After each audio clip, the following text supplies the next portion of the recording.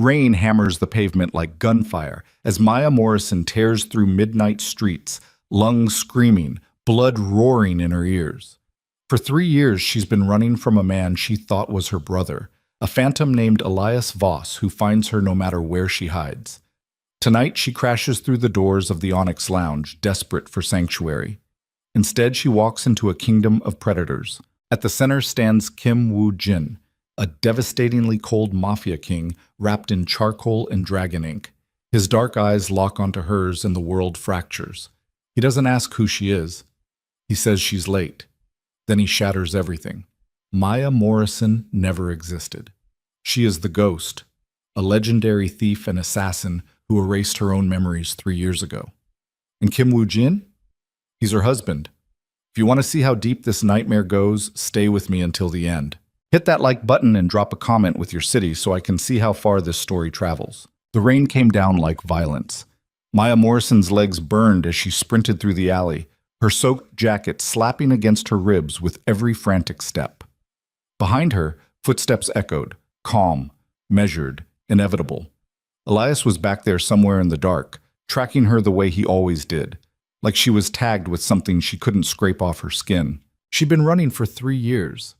3 goddamn years of fake names and bus station motels and jobs that paid cash. 3 years of looking over her shoulder every time a door opened. And still, he found her. Her breath came in ragged gasps as she burst onto the main street, scanning desperately for anywhere to disappear. The city sprawled around her, neon signs bleeding color across wet concrete, crowds huddled under awnings, taxis spraying water from potholes. Nobody looked at her. Nobody ever looked. A red door materialized between 2 buildings, like an answer to a prayer she'd never spoken. No sign, no bouncer, just polished mahogany and brass hardware that gleamed under the streetlight. Maya didn't think. Thinking got you killed. She grabbed the handle and yanked. The door opened soundlessly. She stumbled inside, chest heaving, and immediately knew she'd made a mistake. The space beyond was wrong. Too quiet. Too elegant. Dark wood paneling absorbed the light from crystal chandeliers that hung like frozen tears. The air smelled like expensive whiskey and something sharper, gunpowder, maybe, or fear.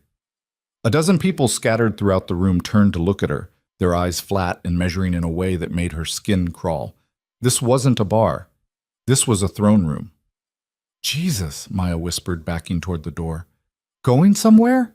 The voice came from her left, smooth, almost bored. Maya's head snapped around. A man stood near the bar, one hand resting casually on the polished surface. He looked like he'd been carved from shadow and spite. Mid-30s, maybe? Sharp cheekbones, black hair swept back from a face that would have been beautiful if it wasn't so completely devoid of warmth. He wore a charcoal suit that probably cost more than every place Maya had lived in the past 3 years combined. Ink crawled up his neck from beneath his collar, dragon scales rendered in black and crimson, the kind of work that took hundreds of hours and hurt like hell. His eyes were darker than the suit. They settled on Maya with the focused intensity of a predator, deciding whether something was prey or competition. "I'm sorry," Maya stammered, hand fumbling for the doorknob behind her. "Wrong place, You're late." Maya froze. "What?"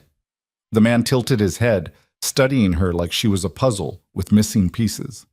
"I said you're late. We've been waiting. I don't know what you're talking about." Maya's fingers finally found the brass knob, slick with rain and sweat. She twisted. Nothing happened. The door didn't budge. Someone had locked it behind her. Panic spiked hot and sharp in her chest. She yanked harder, shoulder slamming against the wood. "Let me out. I don't know you. I don't know any of you. Don't you?" He moved like water, crossing the distance between them before Maya's brain could process the motion. One moment he was at the bar. The next he stood close enough that she could smell cedar and smoke on his skin, close enough that she had to tilt her head back to meet his eyes.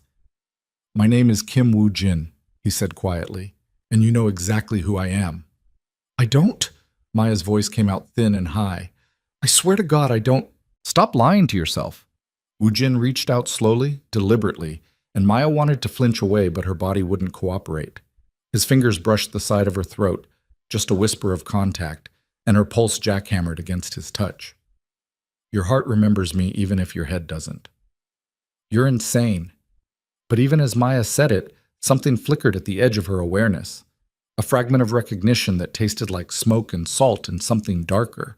Woojin's mouth curved into something that wasn't quite a smile. 3 years ago, you walked out of my life. You erased yourself so completely that half the criminal underworld thinks you're dead. He leaned closer, his breath warm against her temple. But I knew better. I've been looking for you since the night you vanished, and now you've finally come home. Maya shook her head violently, dislodging his hand. I'm not whoever you think I am. My name is Maya Morrison. I grew up in Ohio. I work at a coffee shop. You grew up in 6 different foster homes across 3 states, Wu Jin interrupted, his voice flat and factual. You have no living family, no friends who've known you longer than 6 months, no photographs from before 3 years ago, no college transcripts, no employment records that go back further than Seattle. He paused, watching her face. You built Maya Morrison from scratch, and you did an impressive job. Good enough to fool yourself, apparently, but not good enough to erase what you really are. The room tilted. Maya grabbed the doorframe to steady herself, but her hands were shaking too hard to grip properly. Who? Her voice cracked. Who do you think I am? Not think. No. Wu Jin stepped back, giving her space to breathe, but not enough to run. Your real name is classified even to most of my organization, but the people who fear you call you the Ghost. He gestured to the room around them, the watching faces, the crystal chandeliers, the polished guns visible in shoulder holsters beneath expensive jackets. Welcome to the Onyx Lounge. This is my kingdom, and you, whether you remember it or not, are my queen. Someone laughed, a short, ugly sound from somewhere near the back. Maya's eyes darted to the source. A woman in a white suit jacket leaned against the wall, arms crossed, expression sharp with something that looked like vindictive amusement. She doesn't even recognize you, Jin, the woman said. That's got to sting. Shut up, Su Min. Woojin didn't look away from Maya. She'll remember. Will I? Maya's fear was curdling into anger now, hot and bitter in the back of her throat. Because from where I'm standing, this looks like a kidnapping dressed up with pretty words. You came here voluntarily. I was running from someone. Elias Voss. Woojin's expression didn't change, but something cold and lethal flickered behind his eyes. Not your brother. Your handler. The man assigned to keep you docile and hidden after you stole information that could destroy every major criminal syndicate on the East Coast. Maya's knees went weak. How do you know about Elias? Because I've spent 3 years dismantling his operation piece by piece, trying to find you. Woojin moved back to the bar and poured 2 fingers of amber liquid into a crystal glass. He kept you close by making you dependent, convinced you that you needed him, that the world was too dangerous without him watching over you. He lifted the glass in a mock toast. Classic manipulation. You would have seen through it immediately if you'd had your memories intact. This is insane. Maya pressed her palms against her temples, trying to stop the room from spinning. People don't just erase their own memories. That's not real. Trauma does it naturally all the time, Woojin said. But you didn't trust trauma to be thorough enough. So you used a combination of hypnotic conditioning and pharmaceutical intervention, wiped yourself clean. He took a slow sip of whiskey. I found the psychiatrist who helped you. He's dead now, but his files were very detailed. You killed him. It wasn't a question. He helped you destroy yourself. What did you expect me to do? Send a thank you card? Maya's stomach lurched. She was going to be sick. She was standing in a room full of criminals, talking to a man who admitted to murder like it was a minor scheduling conflict, and he was telling her that everything she knew about herself was a lie. The door behind her rattled. Someone was trying the handle. Every person in the room tensed. Guns appeared in hands with the fluid efficiency of a choreographed dance. Woojin set down his glass and straightened, his entire demeanor shifting from casual to lethal in the space between heartbeats. Expecting someone? He asked Maya, his voice soft and dangerous. Elias? Maya breathed. He followed me. Good. Woojin buttoned his jacket, smooth and unhurried. I've been wanting to have a conversation with him. The rattling stopped. For 3 seconds, there was absolute silence. Then the door exploded inward in a spray of splinters and smoke. Maya screamed and dove sideways as gunfire erupted through the entryway. People scattered, overturning tables and drawing weapons. Someone grabbed Maya by the arm and hauled her behind the bar. Su Min, her face set in grim determination. "Stay down," the woman hissed. "Unless you remember how to shoot." I can't." "Right. Useless." Su Min pulled a compact pistol from her jacket and rose just enough to return fire over the bar top. Through the chaos and noise, Maya caught glimpses of movement. Men in tactical gear pouring through the shattered doorway, muzzle flashes lighting up the room in strobe light bursts. And Wu Jin, standing in the center of the carnage like a monument to violence, moving with brutal precision as he put bullets into advancing bodies. He fought like something that had been doing this since before it learned to walk. Every motion was economy itself. No wasted movement, no hesitation, just ruthless, efficient lethality. And watching him, something stirred in Maya's chest. Not fear, recognition. Her hand started shaking for a different reason. "Get the girl!" someone shouted from the entryway. "Voss wants her alive!" Ujin's head snapped around. His eyes found Maya crouched behind the bar, and for just a second, his expression cracked open. Something raw and desperate flashed across his face.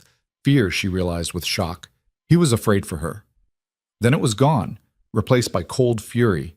He moved like a storm, cutting through the tactical team with methodical violence. But there were too many of them. More kept coming through the door, spreading through the room, boxing him in. Sumin cursed and grabbed Maya's shoulder. "Back exit, now." "But he'll be fine." "You won't be if they get their hands on you. Move." They ran. Through a narrow hallway lined with expensive artwork, past closed doors that probably hid things Maya didn't want to imagine, down a flight of stairs that reeked of mildew and old blood. Behind them, gunfire continued to pop and echo like fireworks. The back exit spilled them into an alley choked with dumpsters and rain. Sumin didn't slow down, just grabbed Maya's wrist and hauled her toward a black sedan idling at the curb. "Get in." Maya balked. "I'm not going anywhere with you." "You want to stay and explain to Elias why you're not dead yet?" Sumin yanked open the back door. "Get in." Maya got in. The car peeled away from the curb before she'd even closed the door properly. The driver, a stone-faced man with scars across his knuckles, navigated the wet streets with aggressive efficiency, running lights and taking corners hard enough to slam Maya against the door. "Where are you taking me?" Maya demanded. "Somewhere safe." Su Min was texting rapidly, her face illuminated by the phone's glow. "Ujin will meet us there."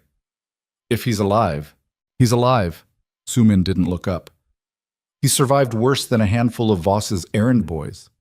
Maya stared out the rain-streaked window, watching the city blur past. Her mind was racing, trying to piece together a coherent picture from fragments that didn't fit. None of this made sense. She wasn't a thief. She wasn't an assassin. She was nobody, just a woman trying to survive, trying to stay invisible, trying to keep Elias from dragging her back to whatever hell he thought she belonged in. Except her hands were steady now. The panic had burned off, leaving behind something colder and sharper. And when she'd watched Wu Jin fight, something in her chest had responded with the absolute certainty of muscle memory. "How long?" Maya heard herself ask. "How long was I before I erased everything? How long was I the ghost?" Sumin finally looked up from her phone. Her expression was unreadable. 7 years. You were the best we had. Smart, ruthless, impossible to catch." She paused. "And Wu Jin was obsessed with you from the first moment he saw you work." "That doesn't sound romantic. That sounds possessive." "Same thing in his world." Sumin's mouth twitched. "You didn't seem to mind. You married him." Maya's throat closed. There's no way." "There's a marriage certificate filed under your real name, witnessed by 5 members of the Syndicate Council and signed in your blood." Su Min shrugged. "Dramatic, but effective. Nobody questioned that you belonged to each other after that." The car slowed, pulling into an underground parking garage. Motion sensor lights flickered on overhead, casting everything in harsh fluorescent white. The driver parked in a space near a service elevator and killed the engine. "Where are we?" Maya asked. "One of Wu Jin's properties." Su Min opened her door. The penthouse, where you used to live. The elevator ride was silent and endless. Maya watched the numbers climb, 22, 23, 24, and tried to breathe through the growing tightness in her chest. When the doors finally opened, she stepped into a space that felt like walking into someone else's dream. Floor-to-ceiling windows overlooked the city, rain streaming down the glass in rivulets that caught and fractured the lights below. The furnishings were sparse but expensive, low-slung furniture in black leather and steel, artwork that probably cost more than Maya earned in a year, a kitchen done in white marble and chrome, and photographs. So many photographs. Maya moved toward them like a sleepwalker, her feet carrying her without conscious thought. They covered one entire wall, dozens of frames in various sizes, all showing the same two people, her and Wu Jin. Her breath caught. The woman in the photographs looked like her. Same dark hair, same angular features, same small scar above her left eyebrow, but she moved differently, confident and dangerous, always touching Wu Jin like she owned him. And he looked at her like she was the only thing in the world worth seeing. "You took most of these," Suman said from behind her. "You had a thing for photography. Said it was the only way you could prove to yourself that something good was real." Maya's hands were shaking again. She reached out and touched one of the frames, a candid shot of Wu Jin asleep on a couch, vulnerable in a way that felt almost obscene to witness. The woman who took this photograph had loved him, that much was obvious. But Maya didn't remember any of it. Why? The word came out broken. Why would I erase this? Because you found something you weren't supposed to find. A new voice, rough with exhaustion. Maya spun around. Wu Jin stood in the elevator doorway, jacket gone, white shirt torn and splattered with blood.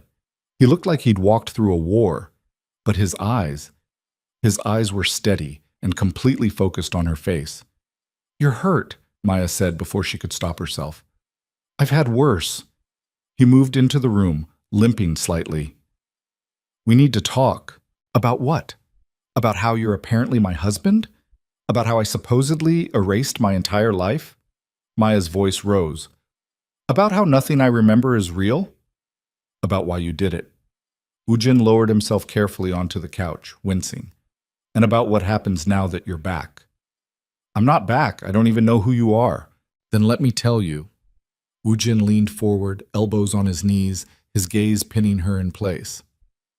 3 years ago, you were investigating a series of murders connected to the syndicate. High-level targets being eliminated by someone inside the organization. You thought it was an internal power struggle. He paused. "You were wrong. It was my father." Maya's breath stalled. "What?" Song Jin-woo, "My father, the man who built this empire from nothing and ruled it with an iron fist for 30 years. Wu Jin's voice was flat, emotionless. He was the one ordering the hits, consolidating power, preparing to betray the council and seize complete control. "So you stopped him?" "I killed him." Wu Jin said it like he was commenting on the weather. "Put a bullet in his head in his own office. But before I did, you gathered evidence. Recordings, financial records, proof of every murder and every betrayal. You were going to use it to keep me safe from retaliation." "I don't understand." "The council would have executed me for killing my father. Patricide violates every code we have. But you knew that if they saw the evidence, if they understood what he'd been planning, they might let me live." Wu Jin's hands curled into fists. "You were going to trade the information for my life, and then you found out the cost." Maya's mouth went dry. "What cost?" "The council agreed to spare me, on the condition that you become their insurance policy." Wu Jin's voice dropped to something barely above a whisper. "They wanted an heir, someone they could control, someone bound to the syndicate by blood and biology. They wanted me to—" Maya couldn't finish the sentence. "Bear children for the organization, raise the next generation of leadership under their supervision, become property." Wu Jin stood abruptly, crossing to the windows. "You negotiated for 3 days, tried every angle, but they wouldn't budge. Either you agreed or I died." "So I agreed." "You smiled, said yes, signed the contract." Wu Jin pressed his palm against the glass. "And then you vanished, wiped yourself so completely that not even I could find you. Because you knew that if you stayed, you'd have no choice but to honor the agreement. The room was spinning again. Maya grabbed the back of a chair to steady herself. That's why I erased everything? To escape a forced pregnancy contract? To escape being reduced to a womb with a pulse? Woojin turned to look at her, and the expression on his face was devastating. You chose oblivion over submission, and I have spent every day since trying to decide if I'm angry at you for leaving or grateful that you loved yourself enough to run. Maya's vision blurred. She wasn't crying. She didn't cry anymore, hadn't in years, but her eyes burned anyway. If all that's true, why bring me back? Why not just let me disappear? Because they know you're still alive. Woojin crossed the room in 3 long strides, stopping close enough that Maya could see the exhaustion carved into his face. The council started putting pieces together 6 months ago. They realized that the ghost didn't die. She just went underground. And now they want what they paid for. I never took their money. They spared my life. That's payment enough in their accounting. His hand lifted, hovering near her face, but not quite touching. Elias works for them. He's been keeping you contained while they decided how to retrieve you without triggering whatever dead man's switch you left behind. I don't have a... Maya stopped. Do I? I don't know. You didn't tell me. You didn't tell anyone. Woojin's voice roughened. That's what's keeping you alive right now. The council thinks you have insurance, proof of their crimes set to automatically release if anything happens to you. They're afraid to kill you, but they will take you back and they will force you to fulfill that contract unless we find another solution. What solution? Maya demanded. What exactly do you expect me to do? I can't even remember being this person you're talking about. Then we make you remember. Woojin's hand finally made contact, his fingers curling around the back of her neck. The touch sent electricity down her spine. Your memories aren't gone. They're buried, and we're going to dig them up. And if I don't want to remember? Maya's voice came out barely above a whisper. If I'd rather stay Maya Morrison and let the ghost stay dead? That's not an option anymore. Woojin leaned closer, his forehead nearly touching hers. The moment you walked into the Onyx Lounge, the clock started ticking. Elias knows where you are. The council knows you've resurfaced, and they are not patient people. So I'm trapped. You're home, Woojin corrected quietly. And whether you remember it or not, this is where you belong. Maya wanted to pull away, wanted to run again, to disappear into another city with another name and another manufactured life. But standing this close to Woojin, breathing the same air, feeling the heat radiating off his body, something in her chest recognized him with a certainty that transcended memory. Her body knew him even if her mind didn't, and that terrified her more than anything else. I need time, she whispered. We don't have time. Woojin's thumb brushed the pulse point in her throat. But I'll give you tonight. Tomorrow we start working on getting your memories back. And if they don't come back, then we'll build new ones. His eyes searched hers. I didn't spend 3 years looking for the ghost. I spent 3 years looking for you. Whatever version of yourself you are right now, I'll take it. Maya's breath hitched. You don't know me. I know that you're terrified, but you're still standing here. Woojin's mouth curved into something almost gentle. I know that you're trying to decide if you can trust me, and the answer is no. You shouldn't. I'm violent and possessive, and I have done terrible things to keep you safe. His grip tightened fractionally. But I am yours. I have been since the first time I saw you walk into a room like you owned it. And whether you remember that or not doesn't change the fact that I will burn this entire city down before I let anyone take you away again. Bapaiki. Usati. The declaration should have sounded insane, should have sent Maya running for the nearest exit. Instead, her heart kicked hard against her ribs, and heat flooded through her veins. Show me, she heard herself say. Woojin went very still. Show you what? Proof. Show me proof that I was the ghost, that I was your wife, that any of this is real and not just an elaborate kidnapping. Maya forced herself to meet his eyes. Because right now all I have is your word, and I don't trust you. Something flickered across Woojin's face. Hurt, maybe, or respect. Fair enough. He released her and walked to the far wall, pressing his palm against what looked like solid mahogany. A panel slid open, revealing a hidden safe. Woojin entered a code and pulled out a leather-bound journal. You kept this in our bedroom, he said, carrying it back to her. I've never read it. It's yours. Maya took the journal with shaking hands. The leather was worn smooth from handling, and when she opened it, she recognized her own handwriting immediately. The first entry was dated 4 years ago. I don't know how to do this. How to be someone's wife. Kim Woo-jin looks at me like I'm the answer to a question he's been asking his whole life. And I don't know how to tell him I'm just a weapon wrapped in skin.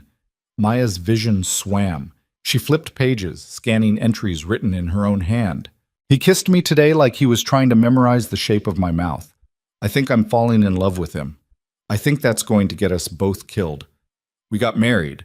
Blood and witnesses and Woo-jin's hand shaking when he slipped the ring on my finger. I never thought I'd belong to anyone. Now I can't imagine belonging to anyone else. I'm pregnant. Maya's breath stopped. The words blurred and refocused. She read them again, making sure she wasn't hallucinating. I'm pregnant. 8 weeks. I haven't told Woo-jin yet. Don't know how. Don't know if this is a miracle or a disaster. Don't know how to be a mother when I've spent my whole life being a killer. Keep reading, Woo-jin said softly. Maya's hands trembled as she turned pages. His name is Jiho, Kim Jiho. He has Woo-jin's eyes and my stubborn chin and the most perfect tiny fingers I've ever seen. I never knew I could love something this much. It feels like drowning in light. The council knows about Jiho. They're calling him an asset. Woo-jin is furious, but there's nothing we can do. They own us now. I found the evidence about Woo-jin's father. I wish I hadn't. They want me to bear heirs. Multiple children. They want to control the bloodline. I said yes because what choice did I have? But I'm going to disappear. I'm going to take Jiho and run and erase myself so thoroughly that not even Woo-jin can find me. I can't do it. I can't take Jiho. Woo-jin will protect him better than I ever could. But I'm leaving instructions. Hiding him. If I can't remember who I am, they can't use me to hurt him. This is the last entry. Tomorrow, I erase everything. I'm sorry, Woo-jin. I'm sorry I'm not strong enough to stay. But I love you. And I love our son. And that's why I have to forget you both exist. Maya closed the journal, her entire body shaking. I have a son. Had. Woo-jin's voice was rough. The night you disappeared, Jiho vanished too. You hid him somewhere before you wiped your memory. I've been looking for him for 3 years. Where is he? Maya's voice came out strangled. Where's my son? I don't know. You're the only one who does. Woo-jin moved closer, his expression urgent. That's why we need your memories back. Jiho is out there somewhere, probably in foster care or with a family who has no idea who he really is. And every day he's gone is another day he's vulnerable. Maya's knees buckled. She sat down hard on the nearest chair, the journal clutched against her chest. A son. She had a son. A little boy she'd loved enough to hide, loved enough to forget, loved enough to sacrifice everything for, and she couldn't remember his face. How old? She whispered. How old would he be now? Almost 4. Woo-jin crouched in front of her, his hands on her knees. Maya, we need to find him, before the council does. They're looking for him too? They've always been looking. A child with syndicate blood is valuable leverage. His grip tightened. If they find him first... Don't, Maya cut him off, her voice sharp. Don't finish that sentence. They stared at each other in silence. Maya's mind was reeling, trying to process information that felt both foreign and intimately familiar. Somewhere out there was a child who belonged to her. A piece of her heart walking around in the world, unprotected and unaware of the danger stalking him. The ghost might be dormant, but Maya's maternal instincts were very much awake. How do we get my memories back? She asked. Woo-jin's expression shifted, relief and determination flooding his features. There's a specialist, someone who works with trauma-induced amnesia and psychological conditioning. She's not cheap and she's not gentle, but she's effective. Set it up. Maya? Set it up, she repeated, harder this time. I want my memories back. I want to know who I was, and I want to find my son. Woo-jin stood slowly, studying her face like he was trying to memorize it. This won't be easy. Recovering suppressed memories is painful. Sometimes the mind buried things for good reasons. I don't care. Maya rose to face him, the journal still pressed against her chest. You said I chose oblivion over submission. Well, I'm choosing to fight now, whatever it takes. For the first time since she'd walked into the Onyx Lounge, Wu Jin smiled. It was a small, fierce thing, barely more than a curve of his mouth, but it transformed his entire face. There she is, he murmured. There's my ghost. Maya didn't correct him, because standing in this penthouse, holding proof of a life she'd deliberately forgotten, she could feel something stirring beneath her skin, something cold and sharp and absolutely lethal. The ghost wasn't dead, she was just sleeping, and Maya was about to wake her up. The specialist arrived at dawn. Maya stood by the windows watching the sun bleed orange across the skyline, her reflection ghosting back at her in the glass. She hadn't slept. Every time she closed her eyes, fragments of the journal entries replayed in her mind, words written in her own handwriting about a child she couldn't remember, a man she supposedly loved, a life she'd deliberately destroyed. Behind her, Ujin moved through the penthouse with quiet efficiency, setting up the living room for what he kept calling the session. Maya didn't ask what that meant. She wasn't sure she wanted to know. She's here, Sumin announced from the elevator, her voice clipped and professional. The woman who stepped into the penthouse looked nothing like Maya expected. Mid-50s maybe, with silver hair cut brutally short and eyes that assessed everything with clinical detachment. She wore a charcoal pantsuit and carried a leather medical bag that had seen better days. Dr. Kang, Wu Jin said, not quite warm but not hostile either. Thank you for coming on short notice. You paid enough to make it worth my time. Dr. Kang's gaze swept the room before landing on Maya. You're the patient. It wasn't a question. I guess so, Maya said. Don't guess. Either you want your memories back or you don't. Dr. Kang set her bag on the coffee table and began pulling out equipment. Syringes, vials of clear liquid, electrodes, a tablet computer. This process isn't comfortable. If you're not committed, we're wasting everyone's time. Maya's jaw tightened. I'm committed. Good, Dr. Kang gestured to the couch. Sit. We'll start with baseline cognitive assessment and then move into chemical retrieval. Chemical what? I'm going to give you a combination of drugs that will lower your psychological defenses and make suppressed memories more accessible. Dr. Kang pulled on latex gloves with practiced efficiency. You'll experience disorientation, emotional volatility, and possibly hallucinations.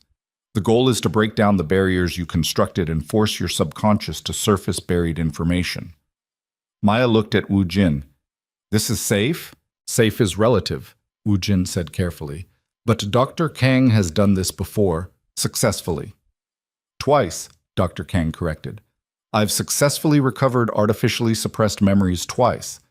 3 other patients had psychotic breaks and needed to be institutionalized. She met Maya's eyes without flinching. Still committed? Maya's stomach twisted, but she thought about the journal entries, about a little boy named Jiho with Wu Jin's eyes and her stubborn chin, about a life stolen by fear and desperation. Do it, she said. The first injection burned going in. Maya gasped, her hand flying to the crook of her elbow where Dr. Kang had slid the needle home. Heat radiated up her arm, spreading through her chest like liquid fire. That's the sedative, Dr. Kang said, already prepping the second syringe. It'll make you suggestible. The second compound is the memory catalyst. It works by inhibiting the prefrontal cortex's ability to suppress traumatic recall. In English, Maya managed through gritted teeth. It's going to hurt. Dr. Kang administered the second injection. And you're going to remember things you buried for good reasons. Try not to fight it. The world tilted sideways. Maya's vision doubled, then tripled. The penthouse walls seemed to breathe, expanding and contracting like lungs. She could hear her heartbeat thundering in her ears, too loud, too fast. Wu Jin, she heard herself say, but the words came out slurred and wrong. I'm here. His voice close, his hand on her shoulder, grounding her. I'm right here. Mr. Kim, please step back, Dr. Kang said sharply. She needs space to process. She's terrified. And you hovering won't help. Dr. Kang pulled out the tablet and began typing.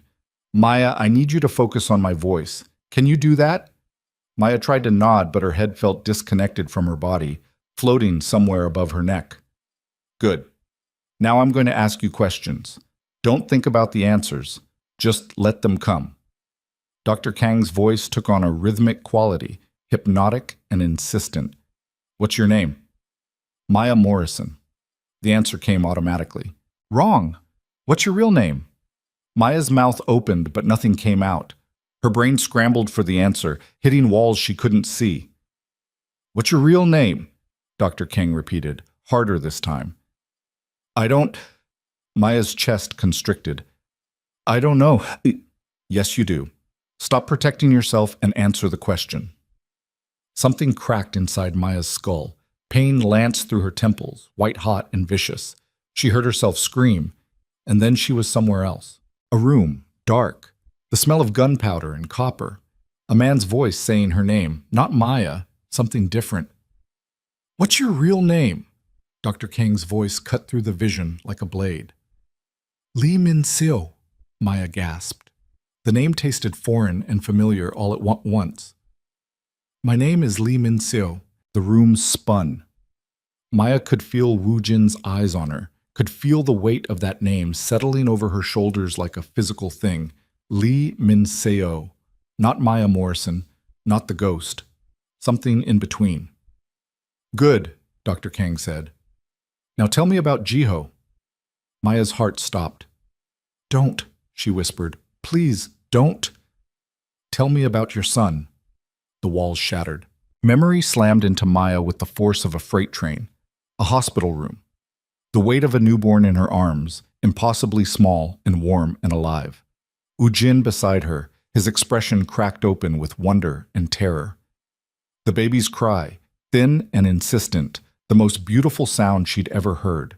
His name is Kim Jiho, Maya heard herself say, but her voice was breaking. He was born on August 3rd, 7 pounds, 4 ounces. He had jaundice, so they kept him under the lights for 2 days, and I refused to leave him. The memory shifted. Jiho at 6 months, laughing at nothing. At 1 year, taking his first stumbling steps. At 2, speaking in broken sentences, calling her Iyama in a voice that made her chest ache. Where is he? Dr. Kang pressed. Safe, Maya said. I made him safe. Where? I don't... Maya's head was splitting open. I can't remember the exact... I was erasing everything. I couldn't risk... Try harder. I'm trying. Maya's vision blurred with tears she didn't remember starting. I left him with someone I trusted, someone outside the syndicate. I gave them money and new identities, and I told them to run... Who? Maya's mind reached for the answer and hit nothing but static. I don't know. I blocked it out. I made sure I wouldn't be able to tell anyone even under torture. Useless. Dr. Kang made a note on her tablet. Let's try something else. Do you remember the night you decided to erase your memories? Maya didn't want to remember. Could feel her subconscious throwing up barriers, trying to protect her from whatever came next. But the drugs were stronger than her fear. The memory surfaced like a corpse rising from deep water. She was in this penthouse 3 years ago. Woo Jin was at a council meeting. Jiho was asleep in his nursery down the hall. And Maya was standing in the bathroom, staring at a pregnancy test with 2 blue lines. Pregnant again. Just like the council wanted. Just like the contract demanded. Her hands shook as she wrapped the test in tissue and shoved it to the bottom of the trash. She couldn't do this. Couldn't bring another child into this nightmare. Couldn't let them turn her into breeding stock. She had 2 choices. Honor the contract or disappear. Maya chose disappearance. I called Dr. Nam that night, Maya whispered, the words dragging themselves out of her throat. The psychiatrist. I told him I needed emergency memory suppression. He said it was dangerous. I said I didn't care. What happened next? I went to Jiho's room. Maya's voice cracked. I stood there watching him sleep and I tried to memorize everything. The way his hair stuck up in the back. The sound of his breathing. The weight of him when I picked him up. She'd held him for an hour, maybe longer, whispering promises she knew she wouldn't remember. Telling him she loved him in a voice so quiet it barely qualified as sound. Trying to burn the moment into her bones so deeply that even chemical intervention couldn't erase it. It hadn't worked. I made the arrangements the next morning, Maya continued, called in favors, cashed out accounts Woo Jin didn't know about, found someone who owed me enough to take a child and disappear without asking questions. Who? I told you, I don't. Maya's head exploded with pain. She doubled over, gasping. I blocked it out, locked it away where even I couldn't access it. Because you knew Wu Jin would torture you for the information if he had to, Dr. Kang said flatly. Because I knew I'd break, Maya shouted. I knew that if anyone pushed hard enough, I'd give Jiho up to make the pain stop. So I made it impossible. I erased the one piece of information that mattered most. Wu Jin made a sound like he'd been gut shot. Maya's eyes snapped to him. He was standing by the windows, one hand braced against the glass, his shoulders rigid with tension. You thought I'd torture you, he said quietly. You thought I'd hurt you to find our son. I thought you'd do whatever it took, Maya shot back, and I couldn't risk it. I couldn't risk Jiho's safety on the assumption that you'd choose me over him. I would have chosen both of you. You didn't have that option. Maya was on her feet now, swaying but upright. The council owned us. They owned our lives and our future and any children we'd ever have. The only way to save Jiho was to make sure nobody, not even you, could find him. Wu Jin turned slowly. His expression was carefully blank, but his eyes were devastated. So you erased me too. Not just the location, all of it, every moment we had together. I had to be thorough. You erased me, Wu Jin repeated, his voice dropping to something dangerous. You took every memory of us and burned it out of your head like I was a disease you needed to cure. That's not 3 years, Maya. 3 years I spent tearing this city apart looking for you. Do you have any idea what that did to me? Knowing you were out there somewhere, alive, with no memory of my face. He moved closer, each step deliberate. I killed people who claimed they saw you, burned entire operations to the ground chasing rumors. Sumin had to physically restrain me twice to keep me from doing something that would have gotten us both executed. I didn't have a choice. You always had a choice. Wu Jin's control finally cracked. You could have trusted me, could have told me what the council wanted, could have let me find another solution that didn't involve you lobotomizing yourself. There was no other solution, Maya screamed back. I tried everything. I negotiated. I begged. I offered them alternatives. They didn't want alternatives. They wanted control. And the only way to deny them was to destroy myself before they could use me. And Jiho? Jiho is safe because I made sure nobody could find him. Not the council, not Elias, not you. Maya's hands curled into fists. I did what I had to do to protect our son, and if that meant breaking your heart, then I'm sorry. But I'd do it again. The silence that followed was sharp enough to draw blood. Wu Jin stared at her like she was a stranger. You'd do it again. Yes. You'd erase me again. Erase us. Choose oblivion over trusting me. If it meant Jiho survived, absolutely. Wu Jin's jaw worked. For a second, Maya thought he might actually hit her. Instead, he turned and walked to the bar, pouring 3 fingers of whiskey with hands that shook just enough to notice.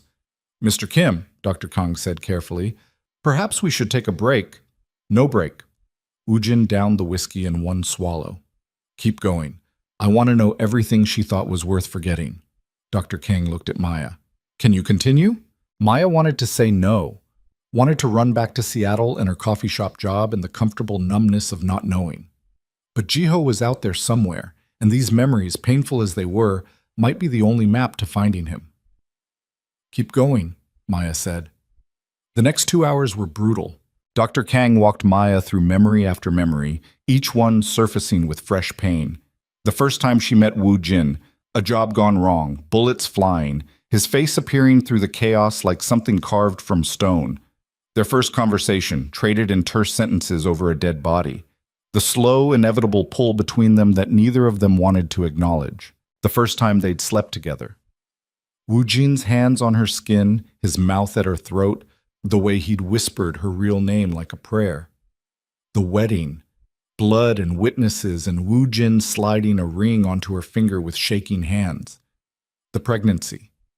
Terror and joy tangled so tightly she couldn't separate them. Jiho's birth. The weight of him. The smell of him. The absolute certainty that she would kill anyone who tried to hurt him. And then the council meeting. The contract. The slow, creeping horror of understanding what they wanted from her. By the time Dr. Kang called it quits, Maya was shaking so hard her teeth chattered. Sweat plastered her hair to her forehead. Her face was wet with tears she didn't remember crying. "That's enough for today," Dr. Kang said, packing up her equipment. "You've recovered approximately 60% of your suppressed memories. The rest will surface gradually over the next few days as the drugs metabolize." 60%, Maya repeated numbly. "The information about Jiho's location is likely in the remaining 40%. It's buried deeper than the emotional memories." Dr. Kang snapped her bag shut. "I'll return tomorrow. We'll do another session. Maybe two if you can handle it." "I can handle it." Dr. Kang's expression suggested she didn't believe that, but she didn't argue. "Mr. Kim, make sure she eats something and stays hydrated. The chemical come-down is going to be rough." Woojin nodded stiffly. He hadn't moved from the bar since his outburst, hadn't spoken.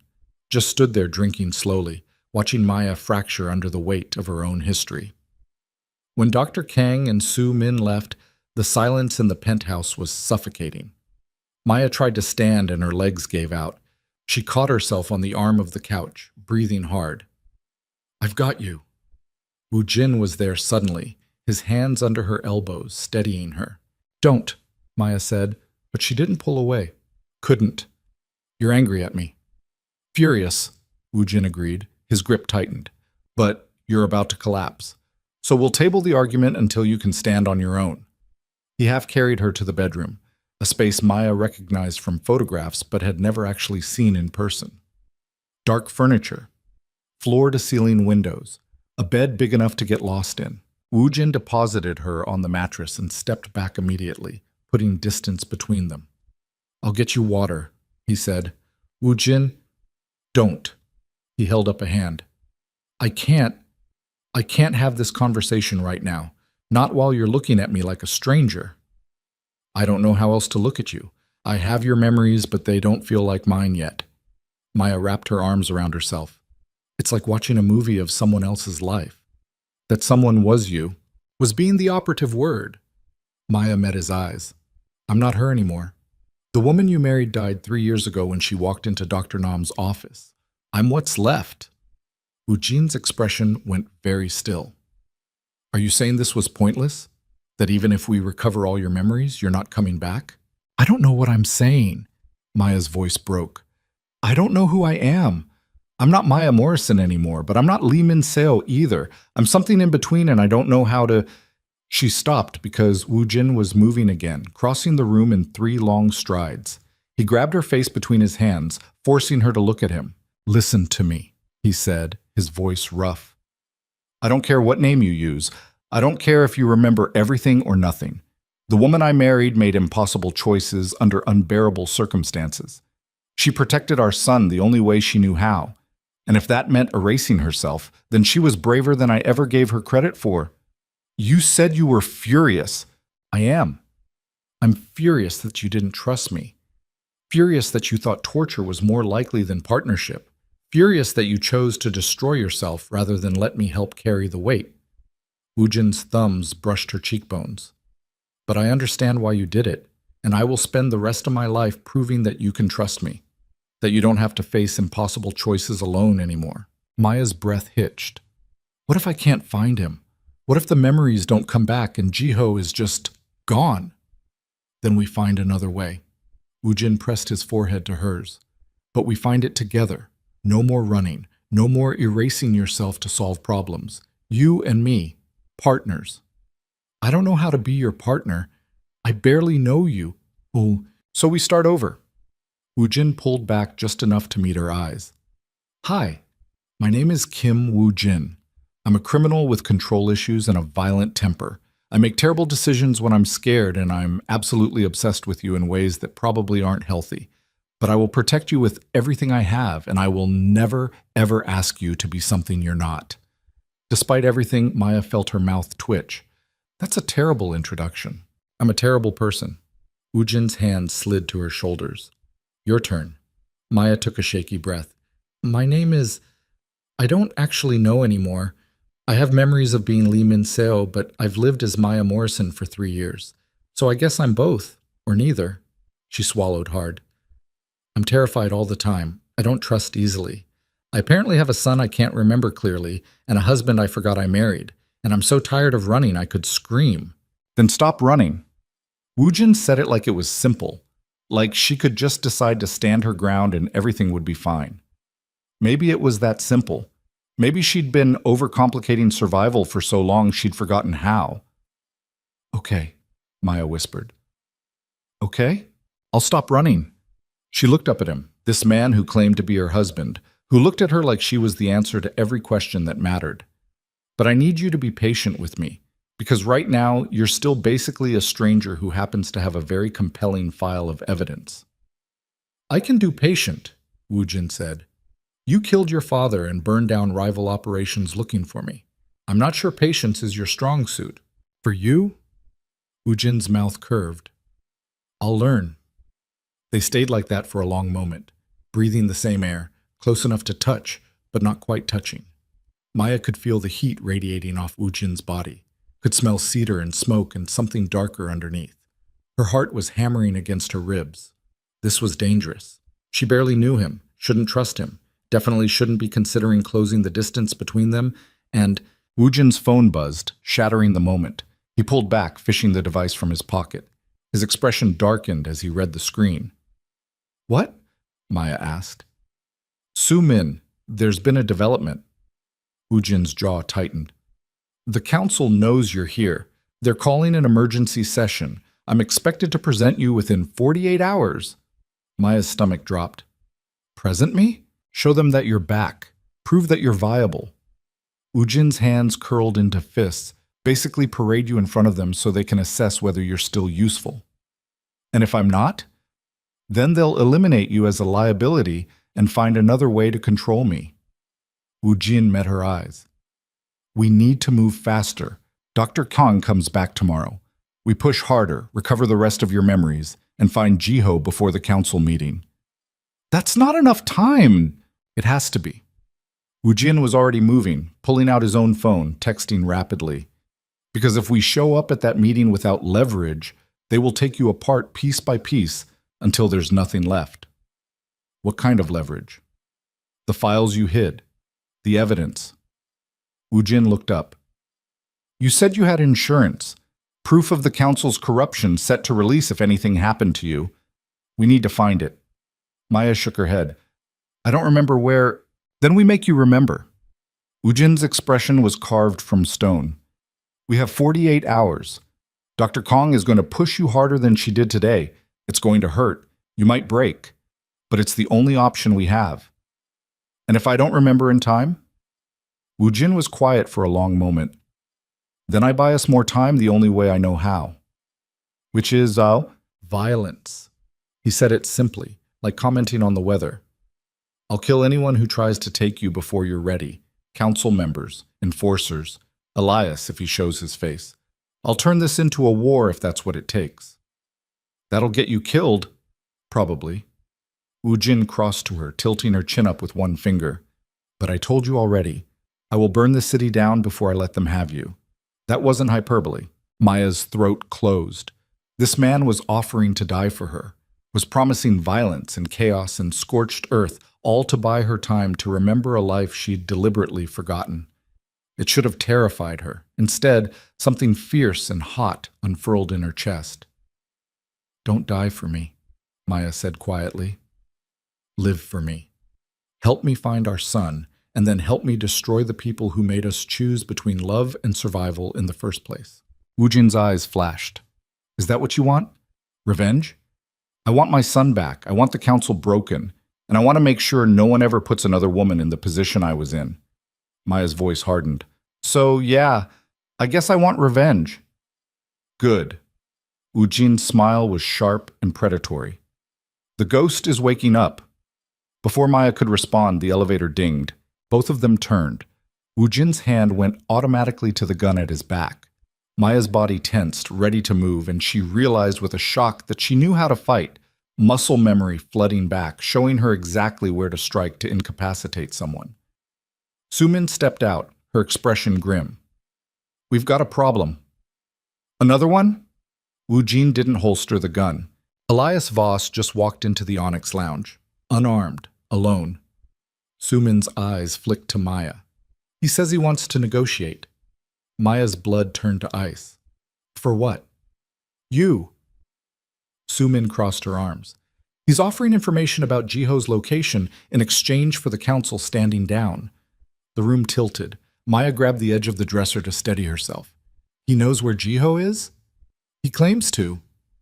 Sumin's expression was skeptical. Could be a trap. Could be bait to draw you out. I don't care. Maya was moving before her brain caught up, heading for the elevator. If he knows where Jiho is, Wu Jin caught her arm. Absolutely not. This is obviously a setup. I know it's a setup, Maya yanked free. But if there's even a chance he's telling the truth, then we approach carefully, with backup and contingencies. Wu Jin blocked her path. Not with you walking into the Onyx Lounge like a sacrificial lamb. He won't talk to anyone but me. I don't care what he wants. Jiho is my son. Maya's voice cracked. If Elias knows where he is, I have to try. I have to... She stopped because the world was spinning again. The drugs from Dr. Kang's session were still in her system, making everything sharp and unstable. Her knees buckled. Wu Jin caught her. You're in no condition to negotiate with anyone, let alone Elias. Then give me something, coffee, adrenaline. I don't care. Maya grabbed his shirt, fisting the fabric. Please, I can't be this close and do nothing. Wu Jin looked at Su Min. Options? We could wire her, send her in with surveillance and a tactical team on standby. Su Min didn't sound enthusiastic. But Elias will expect that. He's not stupid. No, he's worse. He's desperate. Wu Jin's jaw worked. The council must have figured out he's been hiding Maya. They're probably threatening to cut him loose. This is his Hail Mary. So he trades me for immunity? Maya asked. Or he trades information about Jiho for leverage over you? Wu Jin's eyes darkened. Either way, he's not doing this out of the goodness of his heart. I don't care about his motivations. Maya forced herself to stand straight, pushing through the chemical fog in her brain. I care about finding Jiho, so if Elias wants to talk, I'll talk. And if it's a trap, I'll kill my way out. Sumin's eyebrows rose. You remember how to do that? Maya didn't answer, but her hands remembered. She could feel it, the knowledge sitting just beneath her skin, waiting to be accessed. The ghost wasn't fully awake yet, but she was close. So close. Fine, Wu Jin said finally. But we do this my way. You wear a wire. Tactical team surrounds the building. And if anything, and I mean anything, goes wrong, you abort immediately. Understood? Understood. I mean it, Maya. One wrong move from Elias and you walk out. We'll find another way to locate Jiho. Maya nodded, even though they both knew she was lying. If Elias had information about her son, she wasn't walking away. Not for anything. Not even if it killed her. An hour later, Maya stood outside the Onyx Lounge wearing a black dress that Su Min had provided and a wire so small it was practically invisible. The rain had started again, drumming against the pavement in relentless rhythm. Testing, Maya murmured. Loud and clear, Wu Jin's voice crackled in her ear. I'm 2 blocks away with Su Min and 8 armed men. Say the word and we breach. I'll be fine. You'd better be. Wu Jin paused. And Maya? Don't trust anything Elias says. He's a liar and a manipulator. That's what he does. I know. Maya took a breath and pushed open the red door. The Onyx Lounge looked different in the daytime. Less elegant, more stark. The chandeliers were dark. The polished wood showed scuff marks and water stains. And sitting at the bar like he owned the place was Elias Voss. He looked exactly how Maya remembered from her 3 years as Maya Morrison. Mid-40s, graying at the temples, wearing a cheap suit and an expression of paternal concern. The man who'd played the role of protective older brother so convincingly that Maya had actually trusted him. Now she knew better. Maya, Elias said, standing. Or should I call you Min Seo now? I hear you've been recovering your memories. Call me whatever you want. Maya stayed near the door, keeping distance between them. Su Min said you wanted to negotiate. Straight to business. I like it. Elias gestured to the bar. Drink? Information. That's what I came for. Elias sighed. You used to be friendlier. I used to think you were my brother. Maya's voice could have cut glass. Things change when you find out someone's been lying to you for 3 years. I was protecting you. You were keeping me contained. Maya took a step closer. On the council's orders, so they could decide what to do with me once they figured out I was still alive. Can you blame them? You stole classified information and vanished. They needed assurance you wouldn't release it. Elias spread his hands. I volunteered to monitor you, keep you safe and unaware. Seemed kinder than the alternative. The alternative being? Immediate execution. Elias said it casually. So yes, Maya, I lied to you. I manipulated you. I kept you dependent and scared, but I also kept you breathing. You're welcome. Maya's hands curled into fists. You said you have information about Jiho. Ah, the boy. Elias tilted his head. Yes, I know where he is. Have since the night you hit him. Maya's heart stopped. You've known for 3 years? I've known since the beginning. Did you really think you could move a child without anyone noticing? Elias's smile was patronizing. I'm good at my job, Maya. I tracked down everyone you contacted in the weeks before your memory wipe. Found the couple you gave him to. Made sure they stayed off the grid. Why? The word came out strangled. Why would you help me hide him? Because the council wanted him as leverage over Wu Jin, and I thought that was unnecessarily cruel. Elias shrugged. Call it a momentary lapse in judgment. Or maybe I actually cared about you. Hard to say. Bullshit. Maya's voice shook. You don't care about anyone, so what's the real reason? Elias's expression flickered, just for a second, and Maya saw something underneath. Fear. The council is cleaning house, Elias said quietly, eliminating anyone who might pose a threat.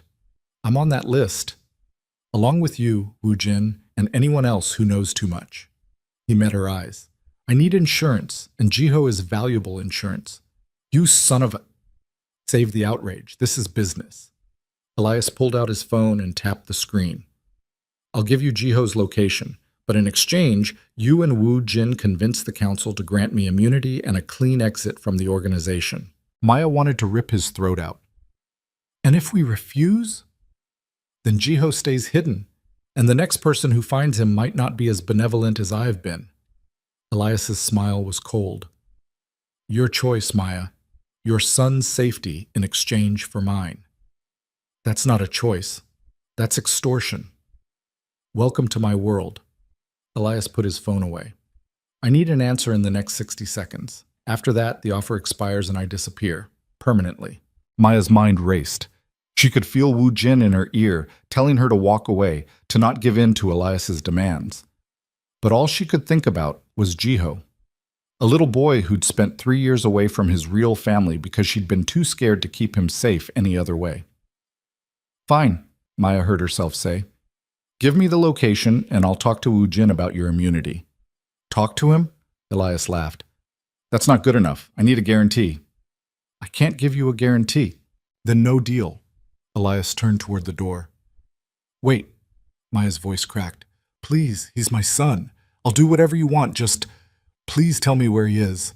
Elias stopped, turned back. His expression was almost sympathetic. You really don't remember, do you? He said softly. The ghost would never have begged. She would have put a knife in my throat and tortured the information out of me. I'm not the ghost anymore. No. You're softer, weaker. Elias studied her face. Which is why this is going to hurt.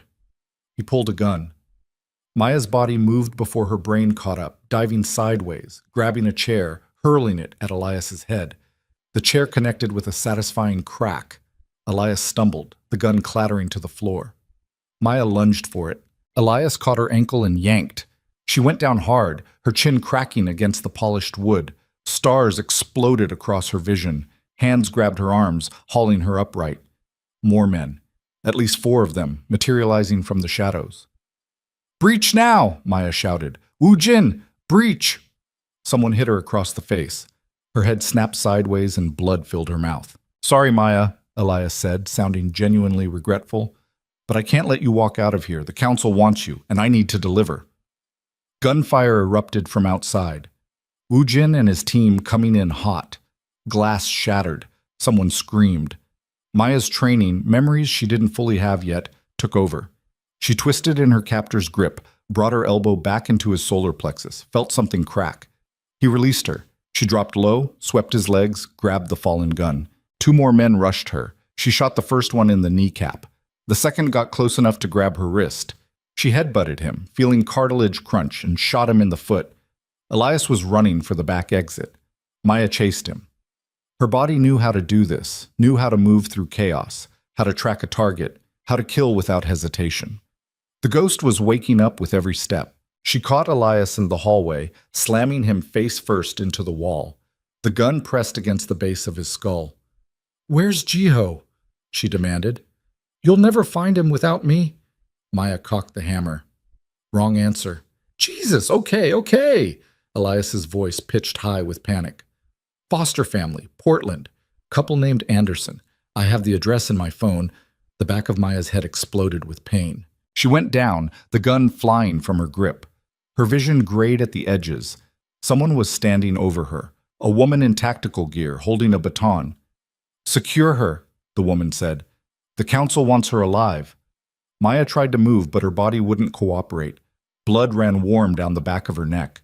She could hear Wu Jin shouting somewhere close, could hear more gunfire. "Wu Jin?" she managed. Hands grabbed her, zip-tying her wrists. Someone jabbed a needle into her arm. Whatever they injected hit fast, heat and numbness spreading through her veins. "Sleep tight, ghost," Elias said from somewhere above her. "When you wake up, you'll wish you'd stayed forgotten." The world went dark. Maya woke to the smell of bleach and blood. Her head throbbed with each heartbeat, pain radiating from the base of her skull in vicious waves. She tried to move and discovered her wrists were zip-tied to a metal chair. Her ankles, too. The zip ties cut into skin already raw and bleeding. She forced her eyes open. The room swam into focus slowly. Concrete walls, fluorescent lights buzzing overhead, a drain in the center of the floor. An interrogation room. Or a kill room. Hard to tell the difference. The door opened. Maya's head snapped up, sending fresh agony through her temples. A man entered. Expensive suit, salt and pepper hair, the kind of face that looked trustworthy until you noticed the eyes. Cold, calculating, dead inside. "Lee Min Seo," the man said, his voice smooth as silk. "Or do you prefer Maya Morrison? I confess I'm uncertain which name you're currently using." Maya said nothing. Her tongue felt thick and clumsy from whatever they'd injected her with. "Allow me to introduce myself. I'm Park Jae-sung, head of the Syndicate Council." He pulled up a folding chair and sat directly in front of her, close enough that their knees almost touched. "We've been looking for you for quite some time. Where's Wu Jin?" Maya's voice came out ragged. "Your husband is currently being detained in a separate location. He killed 4 of my men trying to reach you during the extraction. Very romantic. Also very stupid." Park's smile didn't reach his eyes. "But we'll address his disciplinary issues after we've resolved yours." Maya's pulse kicked hard. "If you hurt him?" "You'll what?" Park leaned forward. "You're zip-tied to a chair in a basement with no weapons and no backup. Your threats carry very little weight at the moment." He wasn't wrong. Maya tested the zip ties anyway, twisting her wrists slowly. The plastic bit deeper but didn't give. She'd need something sharp to cut through, or enough force to break the chair itself. "You're wondering if you can escape," Park observed. "The answer is no. This room has been used for interrogations for 15 years. No one has ever walked out without permission. There's a first time for everything." Optimism. How refreshing. Park crossed his legs. "Let me be direct. The council has several concerns regarding your return. First, the matter of your breach of contract. You agreed to specific terms 3 years ago and then vanished before fulfilling them. That contract was coercion. It was a legally binding agreement witnessed by 5 council members and signed in your blood. Coercion is irrelevant." Park's tone remained pleasant, conversational. "Second concern, the evidence you allegedly possess. Files, recordings, documentation of council activities that could prove problematic if released." Maya kept her expression blank. "I don't know what you're talking about." "Please don't insult my intelligence. We know you compiled extensive records before your disappearance. What we don't know is where you hid them or what triggers you established for their release." Park tilted his head. "That's what we're going to discuss today. I want to see Wu Jin first." "That's not how this works." Park stood and moved to the corner of the room. When he turned back, he was holding a tablet. "Let me show you something." He tapped the screen and turned it toward Maya. The video feed showed a different room. larger, darker. Wu Jin was chained to a wall, blood streaming from a cut above his eye. 3 men surrounded him. As Maya watched, one of them drove a fist into Wu Jin's ribs. He grunted, but didn't cry out. "Stop," Maya said through gritted teeth. "This feed is live. We can stop whenever you'd like. All you have to do is cooperate." Park set the tablet on a metal table where Maya could see it. "Tell me where the files are hidden." "I don't remember." It wasn't entirely a lie. The memories were there, buried somewhere in the 40% Dr. Kang hadn't recovered yet. "I erased my own memories. You know that. Dr. Kang's reports suggest you've recovered approximately 60% of your suppressed recollections. Surely the file location is among them." Maya's stomach dropped. "You have Dr. Kang's reports?" "Dr. Kang has worked for the council for 12 years. Did you really think Wu Jin found her independently?" Park's smile was pitying. "Everything she told you during those sessions was reported directly to us. Every recovered memory, every emotional breakdown, every detail about your son." The room tilted. Dr. Kang was working for the council, had been feeding them information the entire time, which meant they knew everything Maya had remembered, every vulnerability, every pressure point. "Jiho," Maya breathed. "Ah, yes, the child." Park settled back into his chair. "That's actually our third concern. A 3-year-old boy with syndicate blood, raised by civilians who have no idea what he represents. Unacceptable." "You leave him alone. We have no intention of harming him. Quite the opposite." Park steepled his fingers. "Jiho represents a valuable asset. Properly raised and trained, he could serve the organization for decades. We simply need to retrieve him first." "I'll kill you before I let you touch him." "With what? Your strongly worded threats?" Park gestured to the tablet. On screen, Wu Jin took another hit, this one to the face. Blood sprayed. "Here's what's going to happen. You're going to tell me where the files are hidden. Then you're going to tell me where Jiho is located. And in exchange, I'll stop hurting your husband." Maya's hands trembled with rage. "Elias said he knew where Jiho was. Portland. A couple named Anderson." Elias was lying. There is no couple named Anderson in Portland. There's no record of any adoption or foster placement matching Jiho's description. Park's expression remained neutral. "He told you what you wanted to hear so you'd walk into his trap, which you did." Quite predictably. The betrayal cut deeper than the zip ties. Elias had played her perfectly, dangled hope in front of her like bait, and watched her lunge for it. And she'd been so desperate to find Jiho that she'd ignored every warning sign. "You have 1 hour to provide the information we need," Park said, standing. "After that, we start removing parts of Wu Jin. Fingers first, then toes, then more essential pieces." He moved toward the door. "I'll leave you with the video feed so you can watch. Motivation tends to improve with visual aids." "Wait." The door closed with a hollow clang. Maya was alone with nothing but the tablet and the sound of Wu Jin being beaten. She forced herself to think, to push past the panic and focus. The zip ties were standard law enforcement issue. Tough, but not indestructible. If she could generate enough friction, create enough heat, she might be able to melt through the plastic. Or if she could tip the chair, use the edge of something to saw through. The door opened again. Maya's head jerked up, expecting Park. Instead, a woman entered. 50s, severe features, wearing a white coat that had seen better days. "Dr. Kang." "You," Maya snarled. "You sold me out." "I provided medical services in exchange for payment. That's not betrayal. That's employment." Dr. Kang set down a leather medical bag and pulled out a syringe. "Mr. Park asked me to accelerate your memory recovery. This will be significantly more aggressive than our previous sessions." "Don't touch me." Dr. Kang ignored her, swabbing Maya's arm with alcohol. "The compound I'm administering bypasses your psychological defenses entirely. You'll experience total recall of all suppressed memories simultaneously. It's extraordinarily painful and carries a high risk of permanent psychological damage, but it will give us the information we need." "You can't just—" The needle slid home. Fire exploded through Maya's veins. She screamed, couldn't help it. Her entire nervous system lit up like she'd been doused in gasoline and ignited. Every suppressed memory came roaring back at once, a lifetime of violence and fear and desperate love crashing over her in waves. She saw everything. The night she met Wu Jin. Not just fragments, the whole thing. She'd been hired to kill a rival syndicate lieutenant, had tracked him to an underground card game and waited for the right moment. But Wu Jin had been there too, watching the same target, and when their eyes met across the room, something electric had passed between them.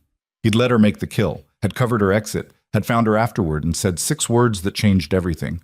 I've never seen anyone move like that. They'd become partners, then lovers, then something more dangerous than either label could contain. The memories kept coming. Their wedding, Wu Jin's hand shaking as he cut his palm, pressed it to hers, blood mingling, the pregnancy, terror, and joy so tangled she couldn't separate them. Jiho's birth, the weight of him, the smell of him, the way Wu Jin had cried when he held his son for the first time. And then the council meeting, the contract, the slow, creeping realization that she'd been reduced to property. She'd spent 3 days trying to find another option, had called in every favor, threatened every contact, begged people she'd never begged before. Nothing worked. The council wanted heirs and they wanted control, and they were willing to destroy Wu Jin to get both. So Maya had made a plan. She'd contacted a woman named Sarah Chen, a former target who'd become an unlikely ally. Sarah ran a legitimate adoption agency in Seattle. Clean, legal, far removed from syndicate operations. Maya had given her Jiho, along with enough money to disappear and explicit instructions. Raise him normal. Keep him safe. Never tell him where he came from. Then Maya had visited Dr. Nam and asked him to erase everything. The memories surfaced with brutal clarity. Sarah's address, the adoption agency's name, the fake documents Maya had created, the account number for the trust fund she'd established. Everything she'd buried to protect Jiho came flooding back. But with it came something else, something she hadn't known was there. A fourth memory, hidden deeper than all the rest. The night before her memory wipe, Maya had done one final thing. She'd gone to Wu Jin's office while he was sleeping and accessed his private server. Had copied every file the council had ever created, financial records, assassination orders, blackmail material, proof of corruption going back 30 years. Then she'd encrypted it all and uploaded it to a dozen different servers scattered across the globe, each one set with a dead man's switch. If she didn't check in every 6 months using a specific code, the files would automatically release to law enforcement agencies worldwide. But the code wasn't in her head. She'd tattooed it on her body. Maya's eyes flew open. Dr. Kang was standing over her, watching with clinical detachment as Maya convulsed in the chair. "Where?" Dr. Kang asked. "Where are the files?" Maya's vision was blurring, tears and sweat running into her eyes. But she forced herself to focus, to understand what she'd just remembered. The code was tattooed on her left rib cage, small numbers hidden among a larger design, a dragon that matched Wu Jin's, proof of their bond. She'd gotten it the week before the memory wipe, knowing that even if she forgot everything, the code would remain. "Chen," Maya gasped. "Sarah Chen, Seattle. Adoption agency called New Beginnings." Dr. Kang pulled out her phone, typing rapidly. "And the files?" Maya shook her head. "Don't remember." "You're lying. The compound I gave you strips away all defensive barriers. You remember everything now." "Then you'll know I'm telling the truth when I say," Maya's voice dropped to a whisper, "that I'd rather die than give you those files." Dr. Kang's expression hardened. She pulled out another syringe. "This is a neural sedative. It will render you unconscious for approximately 4 hours. When you wake, you'll be significantly more cooperative. Or you'll have permanent brain damage. Either way, we'll have what we need." She moved toward Maya's arm. Maya twisted violently, tipping the chair sideways. She hit the concrete hard enough to crack ribs, but the impact shattered one of the chair legs. She rolled, using her body weight to break the rest of the chair apart. The zip ties were still attached to her wrists, but she was mobile. Dr. Kang lunged with the syringe. Maya caught her wrist, twisted, heard bone snap. Dr. Kang screamed. The syringe clattered to the floor. Maya grabbed it with zip-tied hands and drove it into Dr. Kang's thigh, pressing the plunger. The doctor went down in seconds. Maya didn't wait to watch. She grabbed Dr. Kang's phone and the scalpel from the medical bag, using the blade to saw through the zip ties. Blood ran down her wrists where the plastic had cut deep, but she ignored it. The door was locked from the outside. Maya checked the tablet. Wu Jin was still chained up, still being beaten. She had maybe minutes before someone came to check on Dr. Kang. "Think." The ghost knew how to escape impossible situations. What would she do? The air vent, standard size, probably connected to the building's HVAC system. Maya dragged Dr. Kang's unconscious body under the vent and climbed up, using the woman's shoulders as a step. The vent cover came off easily, just 4 screws, removed with the edge of the scalpel. Maya hauled herself into the duct and started crawling. The metal was cold against her skin, every sound amplified in the confined space. She moved as quietly as possible, following the ductwork away from the interrogation room. After 20 feet, she reached a junction. Left or right? She went right. The duct sloped downward. Maya half crawled, half slid, her injured wrists screaming. After another 30 feet, she saw light ahead, another vent cover looking down into a different room. She peered through the slats. Wu Jin. He was still chained to the wall, but the room was empty now. Blood covered his face and chest.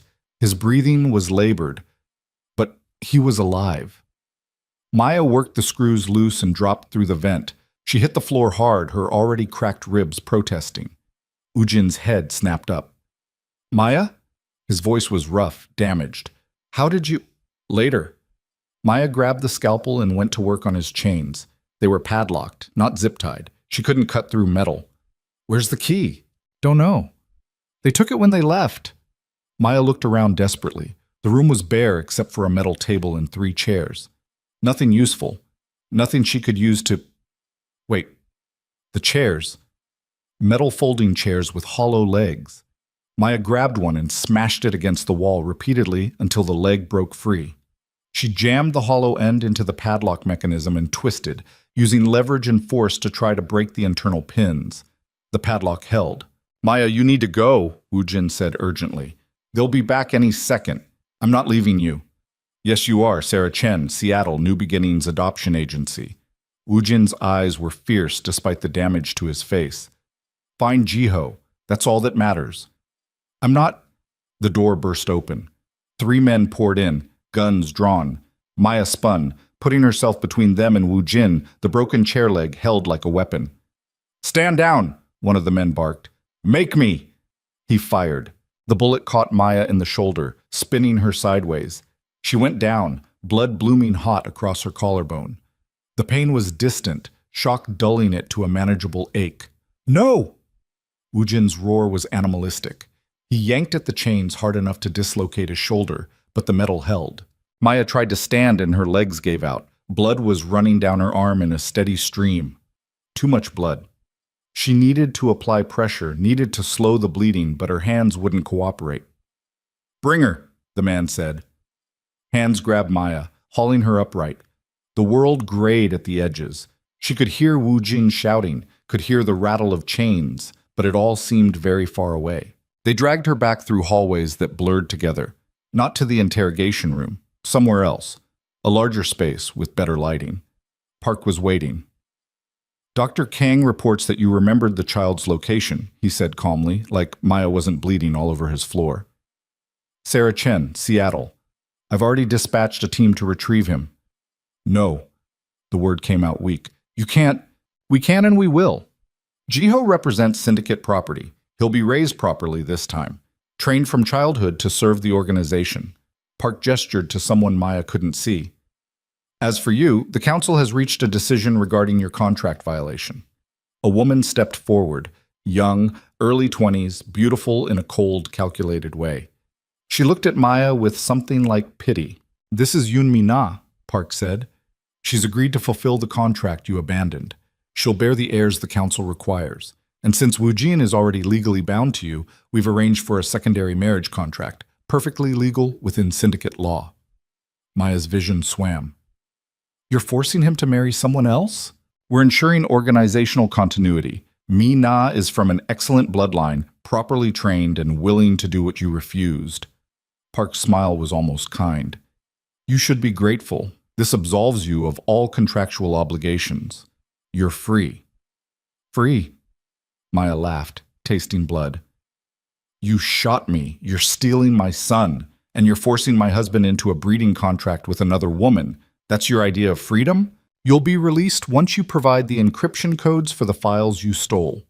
Refuse, and you'll be eliminated as a liability. Park crouched in front of her. Choose quickly. You're bleeding rather heavily, and I'd prefer to resolve this before you lose consciousness. Maya's mind raced. The code was on her body, literally etched into her skin.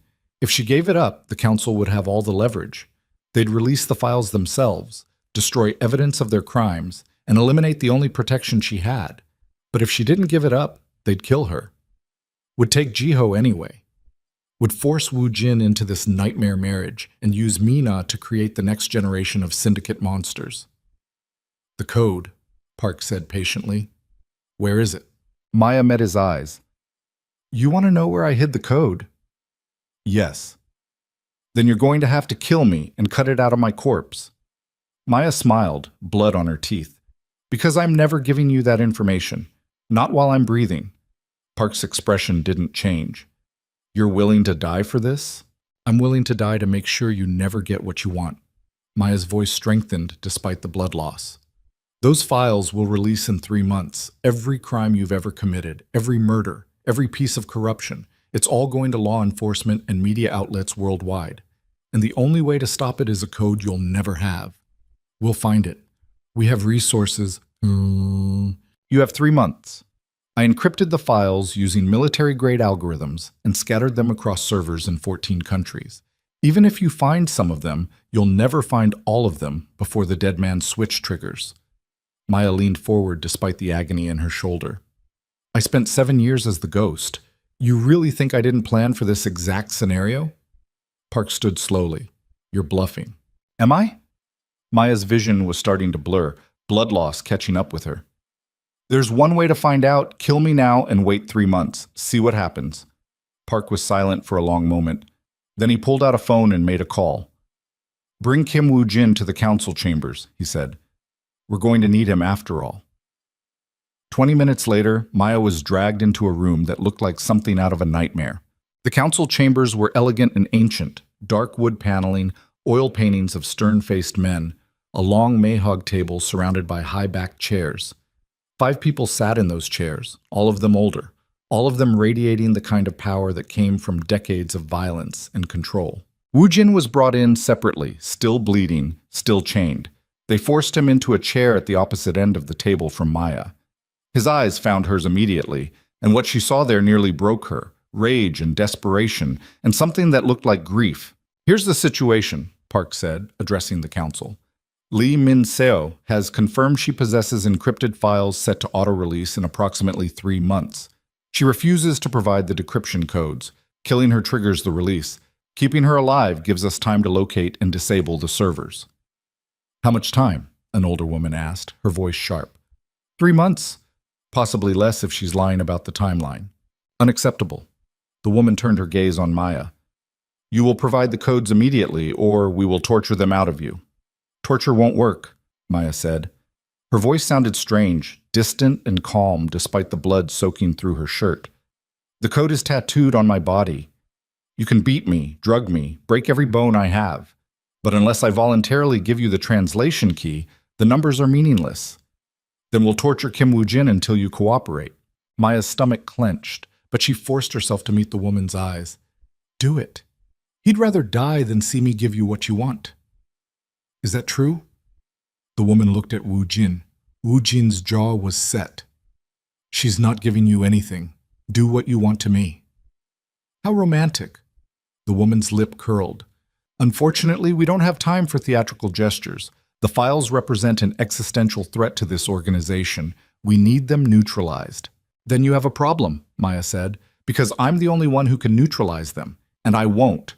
Not unless you give me what I want. Park leaned forward. Which is? My son. Safe. With his real family, never touched by the syndicate again. Maya's voice was steel. Wu Jin free of all contracts and obligations. No forced marriages. No heirs requirement. No council oversight. And in exchange? I'll give you a 6-month extension on the dead man's switch, long enough for you to clean up your operations and minimize damage when the files eventually release. Eventually? The older woman's eyes narrowed. You're not offering to stop the release? No, those files are my insurance. They release no matter what, but I can delay them. Give you time to prepare. Maya met each council member's gaze in turn. That's my offer. Take it or kill me now and deal with the consequences. The council members exchanged glances.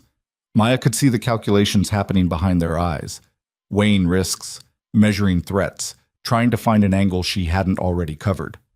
Finally, Park spoke. The council needs time to deliberate. We'll reconvene in 1 hour with our decision. I don't have an hour, Maya said. I'm bleeding out, so you've got 10 minutes. After that, I'm unconscious and you lose any leverage you think you have. Get her a medic, the older woman snapped. A man in scrubs appeared, not Dr. Kang, someone else, and began working on Maya's shoulder. The bullet had gone straight through, which was lucky.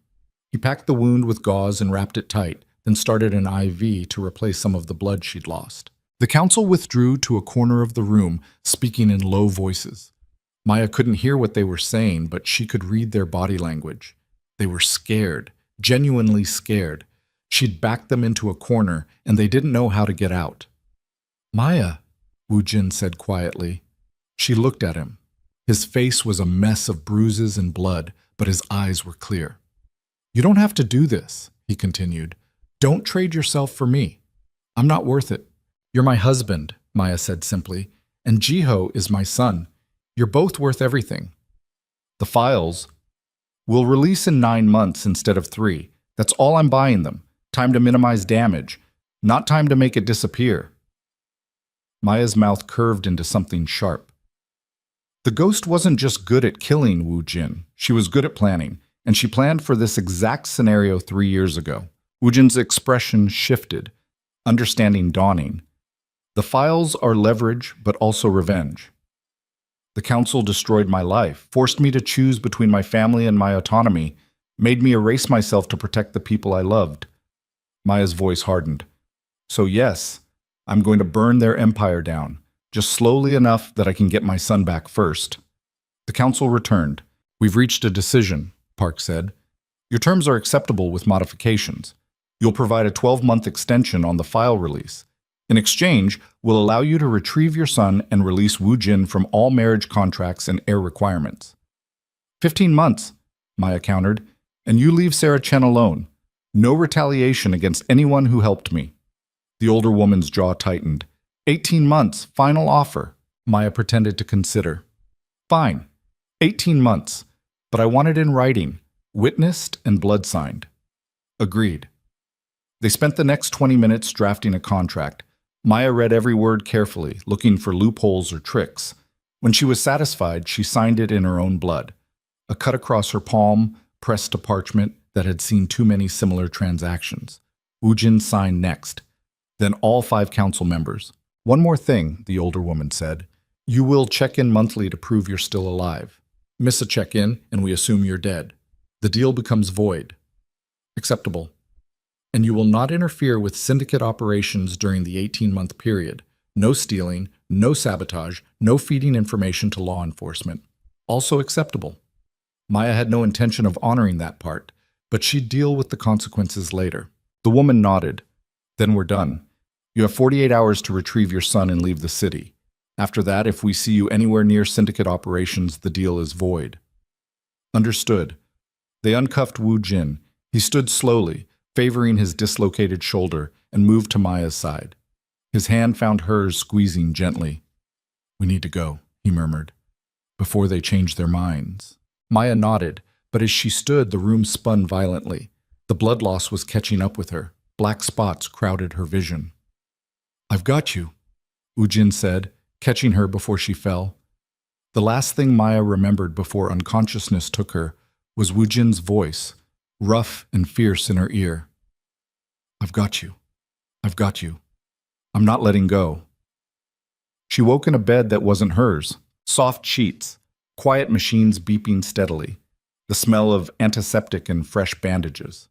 Maya's eyes opened slowly, adjusting to dim light filtering through curtains. Wu Jin was sitting in a chair beside the bed, his head tilted back, apparently asleep. Someone had cleaned him up.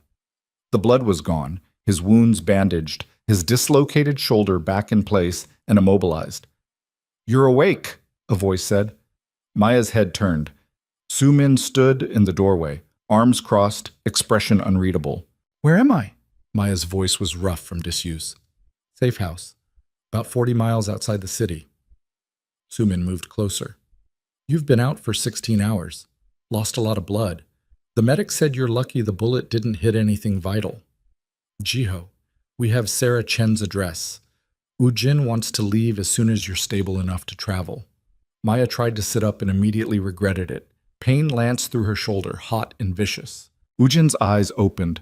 Don't move, you'll tear the stitches. I'm fine. You were shot. You're not fine. Woojin leaned forward, his good hand covering hers. But you're alive. And we have a plan. So just rest. For once in your life, rest. Maya wanted to argue, but exhaustion was pulling at her, dragging her back under. How long until we can leave? 12 hours. Maybe less if you can walk without passing out. I can walk now.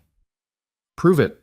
Maya swung her legs over the side of the bed and immediately had to grab the mattress to keep from falling. Her vision grayed out. Nausea rolled through her stomach. 12 hours, Woojin said firmly. I'm not risking you bleeding out in a car because you're too stubborn to admit you need recovery time. Jiho So will still be there in 12 hours. Sarah Chen doesn't know we're coming. She's not running. Woojin's expression softened. I know you want to see him. So do I. But we do this smart. We go in healthy enough to get him out safely if something goes wrong. Maya hated that he was right, but she nodded. 12 hours. Good. Woojin stood carefully, his injured shoulder making the movement awkward. Sumin, make sure she eats something. I need to make some calls. He left the room. Sumin pulled up the chair he'd vacated. So, she said, you made a deal with the council, bought yourself 18 months. Bought us 18 months, Maya corrected. Woojin is free. Jiho will be safe. That's what matters. And after 18 months, when the files release and the council comes for revenge, then we'll be ready. Maya met Sumin's eyes. I'm not the same person I was 3 years ago. I'm not Maya Morrison anymore, but I'm not exactly the ghost either. I'm something new, something they haven't planned for. And what's that? A mother who will burn the world down to protect her child. Maya's voice was quiet, but absolute. They think they can control me because they have leverage. They're wrong. The files release no matter what. I'm just giving them enough rope to hang themselves. Sumin's mouth curved into something almost like approval. Woojin is right about you. You're dangerous. I'm desperate. There's a difference. Not really. Sumin stood. Get some sleep. You're going to need your strength for what comes next. She left. Maya was alone with the machines and the dim light and the understanding that she'd just made a deal with monsters. 18 months. That's all she'd bought. 18 months to find her son, rebuild some semblance of a life, and prepare for the inevitable war. Because the council would come for her, would try to take Jiho, would attempt to force Woojin back into service. And when they did, Maya would be ready. The ghost was fully awake now. She'd been sleeping for 3 years, dreaming of coffee shops and fake identities and a life scrubbed clean of violence. But dreams ended, and the nightmare was just beginning. Maya closed her eyes and started planning. 18 months. She could do a lot of damage in 18 months.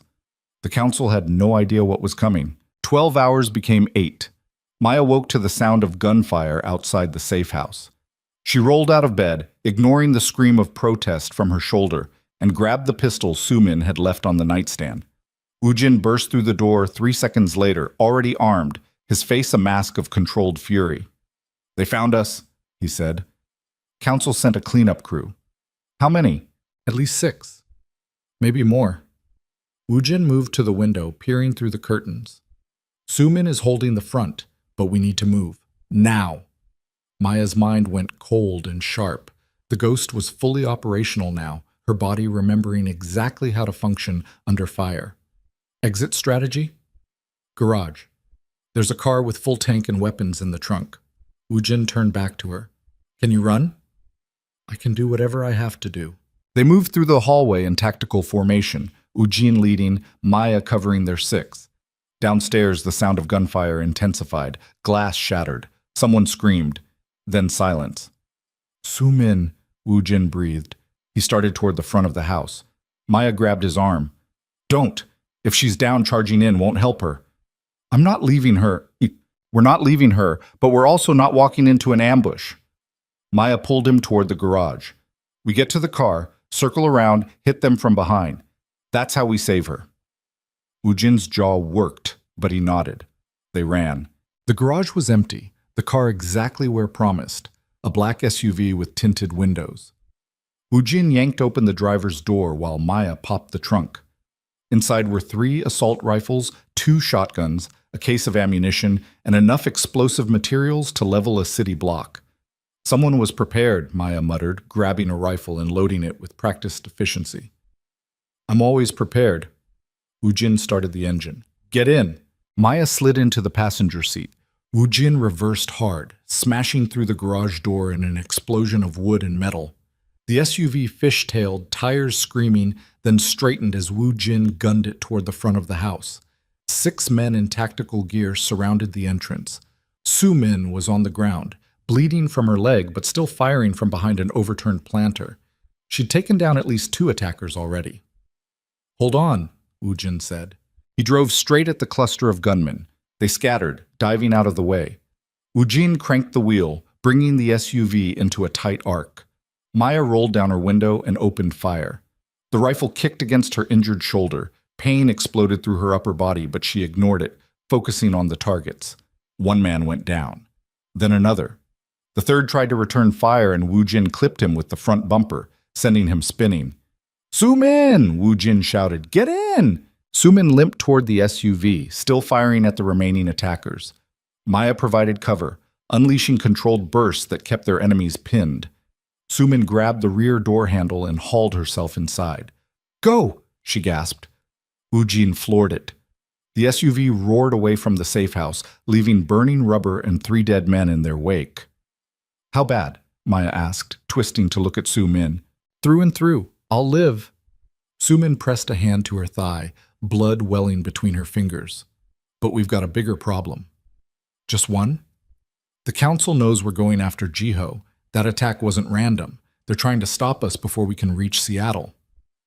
Su-min pulled out her phone with shaking hands. I've got contacts watching Sarah Chen's place. They reported movement 30 minutes ago. Black vans. Professional crew.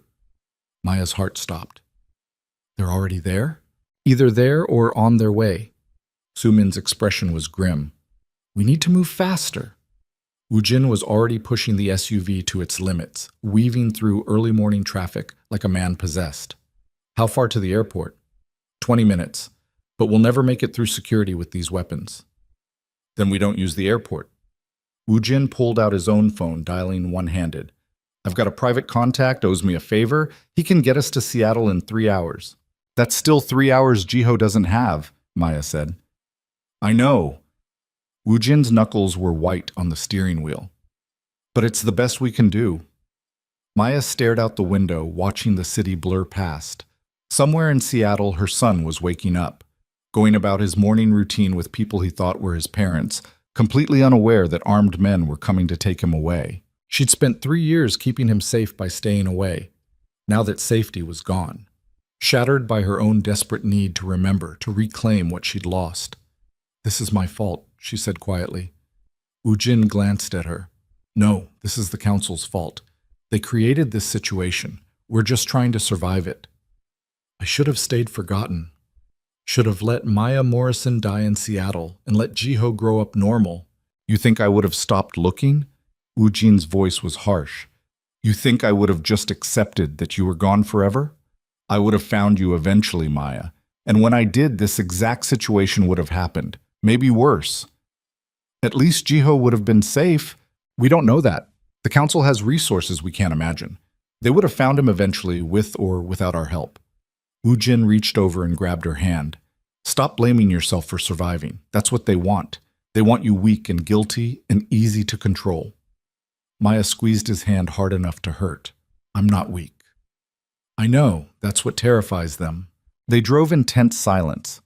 Behind them, Su-min worked on her leg with supplies from the SUV's emergency kit, hissing through her teeth as she disinfected and bandaged the wound. Woojin's contact turned out to be a pilot with a Cessna and a complete disregard for FAA regulations. He met them at a small private airfield 40 minutes outside the city, took one look at their weapons and blood-stained clothes, and doubled his price. Woojin paid without arguing. The flight to Seattle was brutal. Turbulence rattled the small plane like a toy. Maya's shoulder throbbed with every bump. Su Min's leg bled through the bandages. Woojin sat rigid in his seat, staring at nothing, his jaw clenched so tight Maya could hear his teeth grinding. They landed at a private strip north of Seattle. Woojin had another contact waiting with a car and a weapons cache. The man took one look at Maya's shoulder and tossed her a bottle of painkillers. "You look like hell," he said.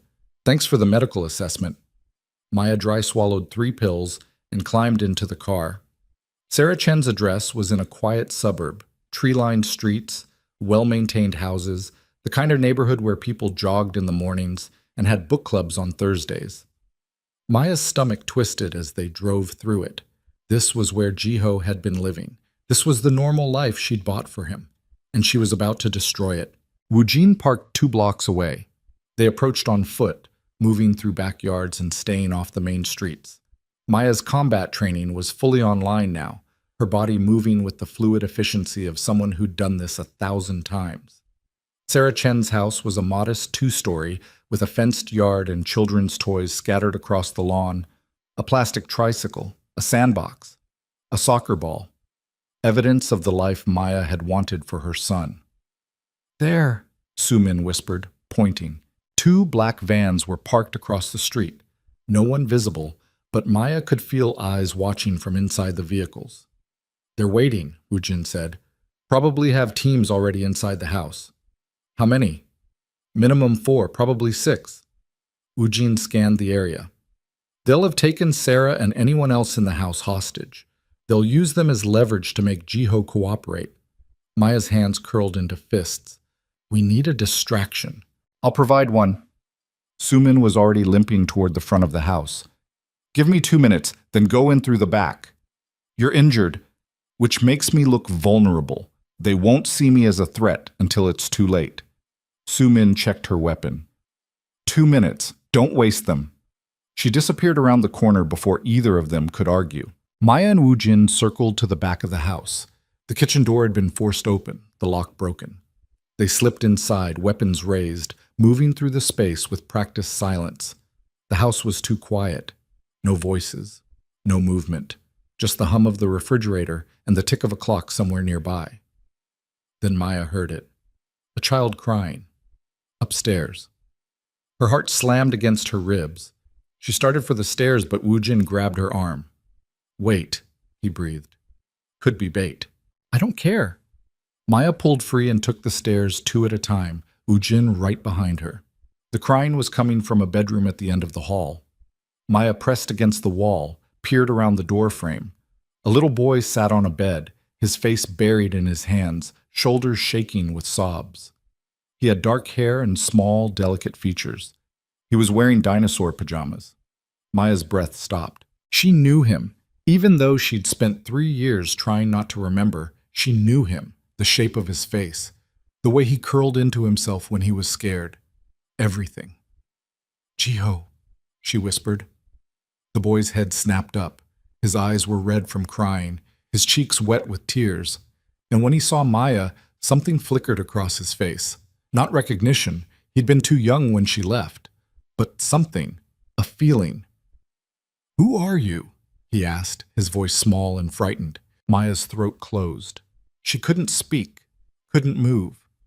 3 years of distance collapsed in an instant, and all she wanted was to run to him, to hold him, to promise him everything would be okay. "Where's my mom?" Jiho asked. "The bad men took her. They said I had to come with them." "We're going to get your mom back," Maya managed. "But first, we need to get you somewhere safe." "I don't know you." "I know, but—" Maya took a step into the room. "I'm a friend, and I promise I won't let anyone hurt you." Jiho studied her with Woojin's eyes, assessing, deciding whether to trust her. Before he could answer, gunfire erupted from downstairs. Su Min's distraction. "We need to move," Woojin said urgently. "Now!" Maya crossed to the bed and held out her hand. "Jiho, I need you to come with me, right now. Can you do that?" The boy hesitated, then he took her hand. The contact of his small fingers against hers nearly brought Maya to her knees. 3 years. 3 years since she'd touched her son, and he didn't even know who she was. "Stay close," she told him. "Don't let go of my hand." They ran. Woojin led the way back downstairs, weapon up, checking corners. The gunfire was intensifying. Maya could hear Sumin shouting, could hear men's voices responding. They reached the kitchen just as 3 armed men burst through from the living room. Woojin fired first. 1 man went down. The second returned fire, bullets chewing through the cabinets behind Maya's head. She shoved Jiho behind her and shot the man twice in the chest. The third man grabbed a woman, Sarah Chen, Maya realized with a shock, and pressed a gun to her temple. "Drop your weapons or she dies," he snarled. Maya and Wu Jin froze. Sarah was mid-40s, graying hair pulled back in a messy bun, wearing a bathrobe and the expression of someone who'd been through too much in too short a time. Her eyes found Maya's and widened. "Minseo?" she breathed. "Sarah." Maya's voice was steady, despite the adrenaline screaming through her system. "Let her go. You're outnumbered." "Am I?" The man gestured with his gun. "I've got 4 more men outside. You've got a wounded woman and a kid to protect. My math says I'm winning." "Your math is wrong." Maya raised her weapon, sighting down the barrel. "Because I'm about to put a bullet through your eye socket and you won't have time to pull that trigger." "You won't risk her," Maya fired. The bullet took him in the right eye, exactly as promised. He dropped, dead before he hit the floor. Sarah stumbled forward, gasping. "Get Jiho out of here," Maya ordered Woojin. "Not without you. I'll be right behind you. Go!" Woojin hesitated for half a second.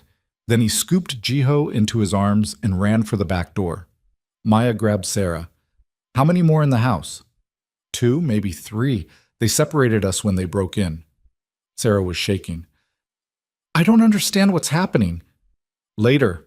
Right now we run." Maya pulled her toward the door. They made it 3 steps before the front door burst open and more men poured in, 5 of them, all armed, all focused on Maya. "Li Min Seo," one of them said. "The council sends their regards." Maya shoved Sarah behind her.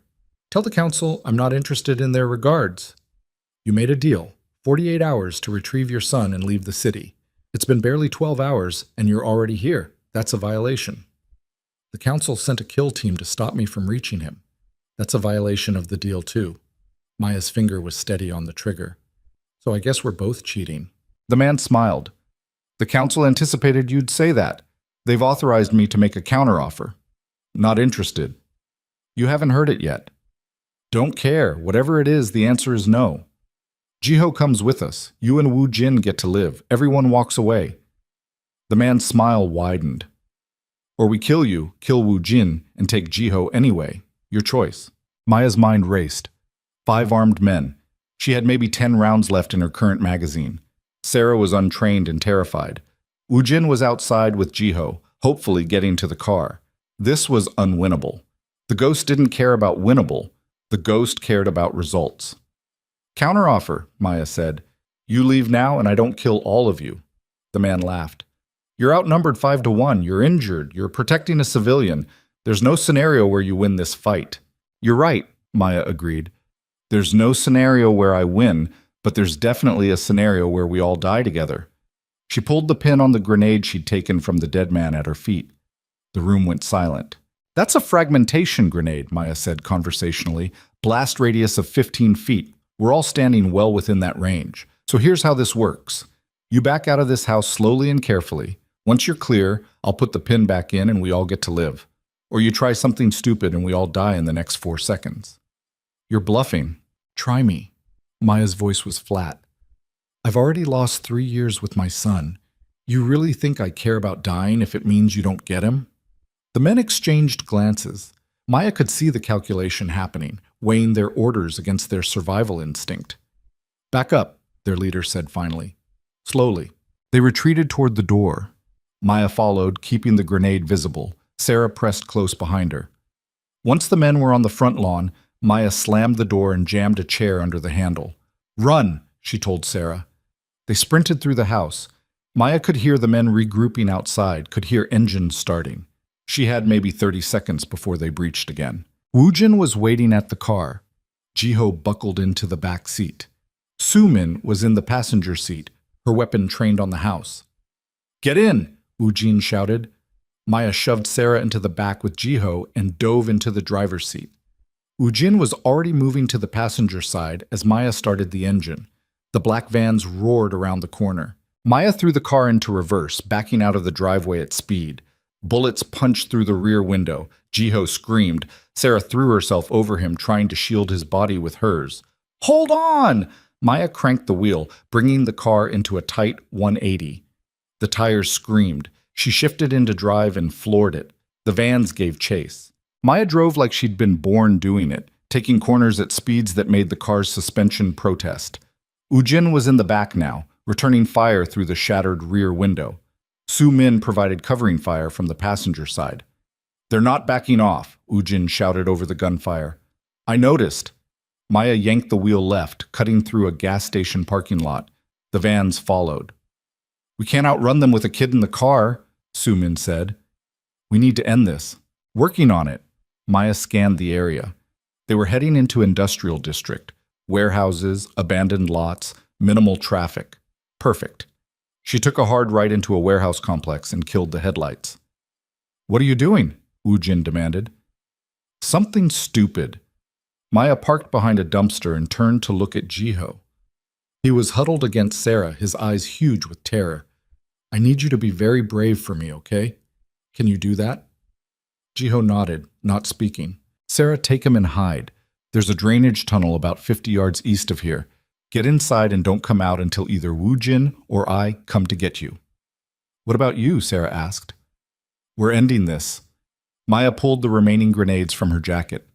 "Woojin, Su Min, with me." They exited the car just as the vans roared into the complex. Maya threw the first grenade under the lead van. It detonated in a ball of fire, flipping the vehicle onto its side. Men poured out of the second van, taking cover behind the wreckage. Maya didn't give them time to organize. She charged forward, firing as she ran. Woojin and Su Min flanked her, creating a three-person assault that drove the enemy back. It was brutal in close quarters. Maya's shoulder screamed with every recoil, but she didn't stop, couldn't stop. These men wanted to take her son, wanted to drag him back to the council and raise him to be a weapon, not while she was breathing. She emptied her magazine, dropped it, reloaded while running. A man lunged at her from behind a stack of pallets. She shot him in the throat. Another tried to flank her. Woojin put 3 rounds in his chest. The fight lasted maybe 90 seconds. When it was over, 11 men were dead and the warehouse complex was burning. Maya stood in the center of the carnage, chest heaving, blood and sweat dripping down her face. Her shoulder was on fire. Her hands were shaking, but Jiho was safe. "We need to move," Su Min gasped. She was favoring her injured leg badly. "Police will be here in minutes." They ran back to the car. Sarah and Jiho were gone, hopefully to the drainage tunnel like Maya had told them. Woojin found them crouched inside, Jiho's face pressed against Sarah's shoulder. "It's safe," Woojin said gently. "We can go now." They drove. Away from the burning warehouse, away from the dead men, away from Seattle entirely. Somewhere around the Oregon border, Jiho finally spoke. "Are you my real parents?" he asked. Maya's hands tightened on the wheel. She met Woojin's eyes in the rearview mirror. He nodded slightly. "Yes," Maya said, her voice thick. "We are." "Why didn't you keep me?" The question cut deeper than any bullet. "Because I wanted you to be safe, and the only way to keep you safe was to let you go." "But you came back." "Yes." "Why?" Maya pulled the car over, turned in her seat to look at her son directly. "Because even though I forgot who you were, I never stopped loving you. And when I remembered, I knew I had to find you, no matter what it cost." Jiho stared at her with Woojin's eyes, processing, trying to understand concepts too big for a 3-year-old mind. "Okay," he said finally. "Can we go home now?" Maya's throat closed. "Yes, baby, we can go home." But as she pulled back onto the highway, she knew it wasn't that simple. The council would come for them, would send more men, more vans, more violence. The deal she'd made bought them 18 months, but the council had already violated it, which meant all bets were off. Maya glanced at Woojin. He was watching Jiho with an expression of such fierce love it made her chest ache. This was what they'd been fighting for, this moment, this chance. "We need a plan," she said quietly. "I know." Wu Jin's jaw was set. "The council won't stop, not unless we make them." "How?" "We release the files." Wu Jin met her eyes. "Burn their empire to the ground. Destroy them completely before they can destroy us. That'll start a war." "We're already in a war." Wu Jin reached forward and took her hand. "But this time we're not running. This time we end it." Maya looked at Jiho sleeping against Sarah's shoulder, at Su Min bleeding quietly in the passenger seat, at Wu Jin, battered and determined and absolutely committed to protecting their family. "Okay," she said, "we end it."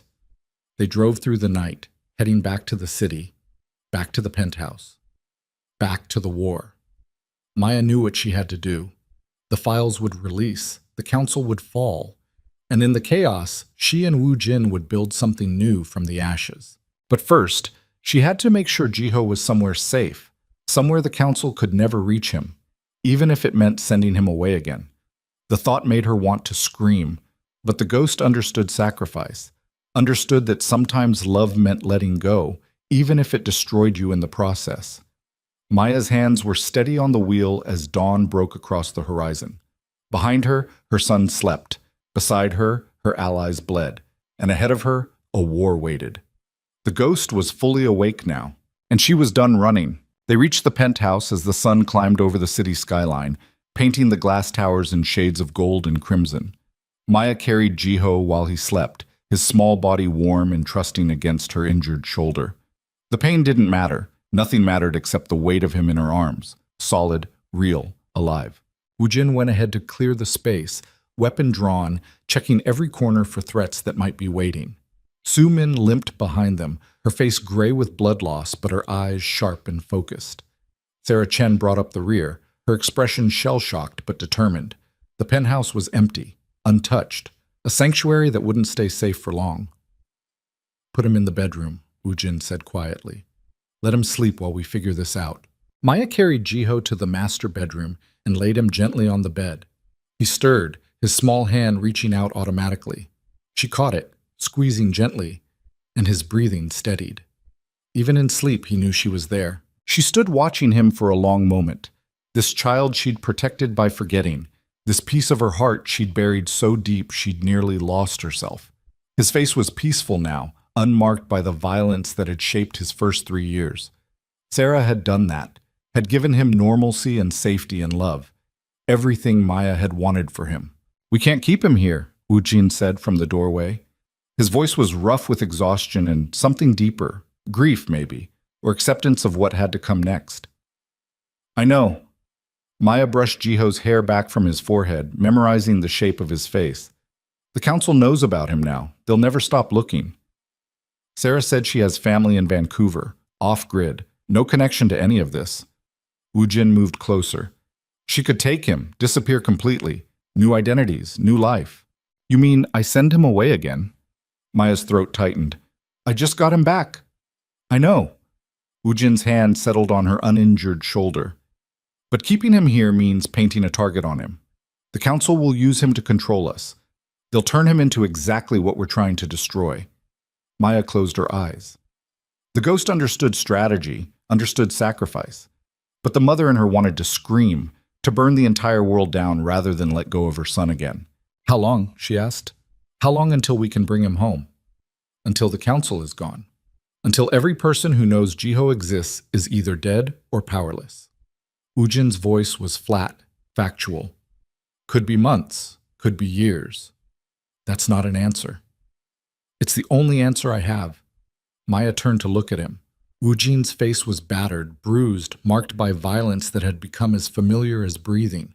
But his eyes were steady and certain and completely focused on her.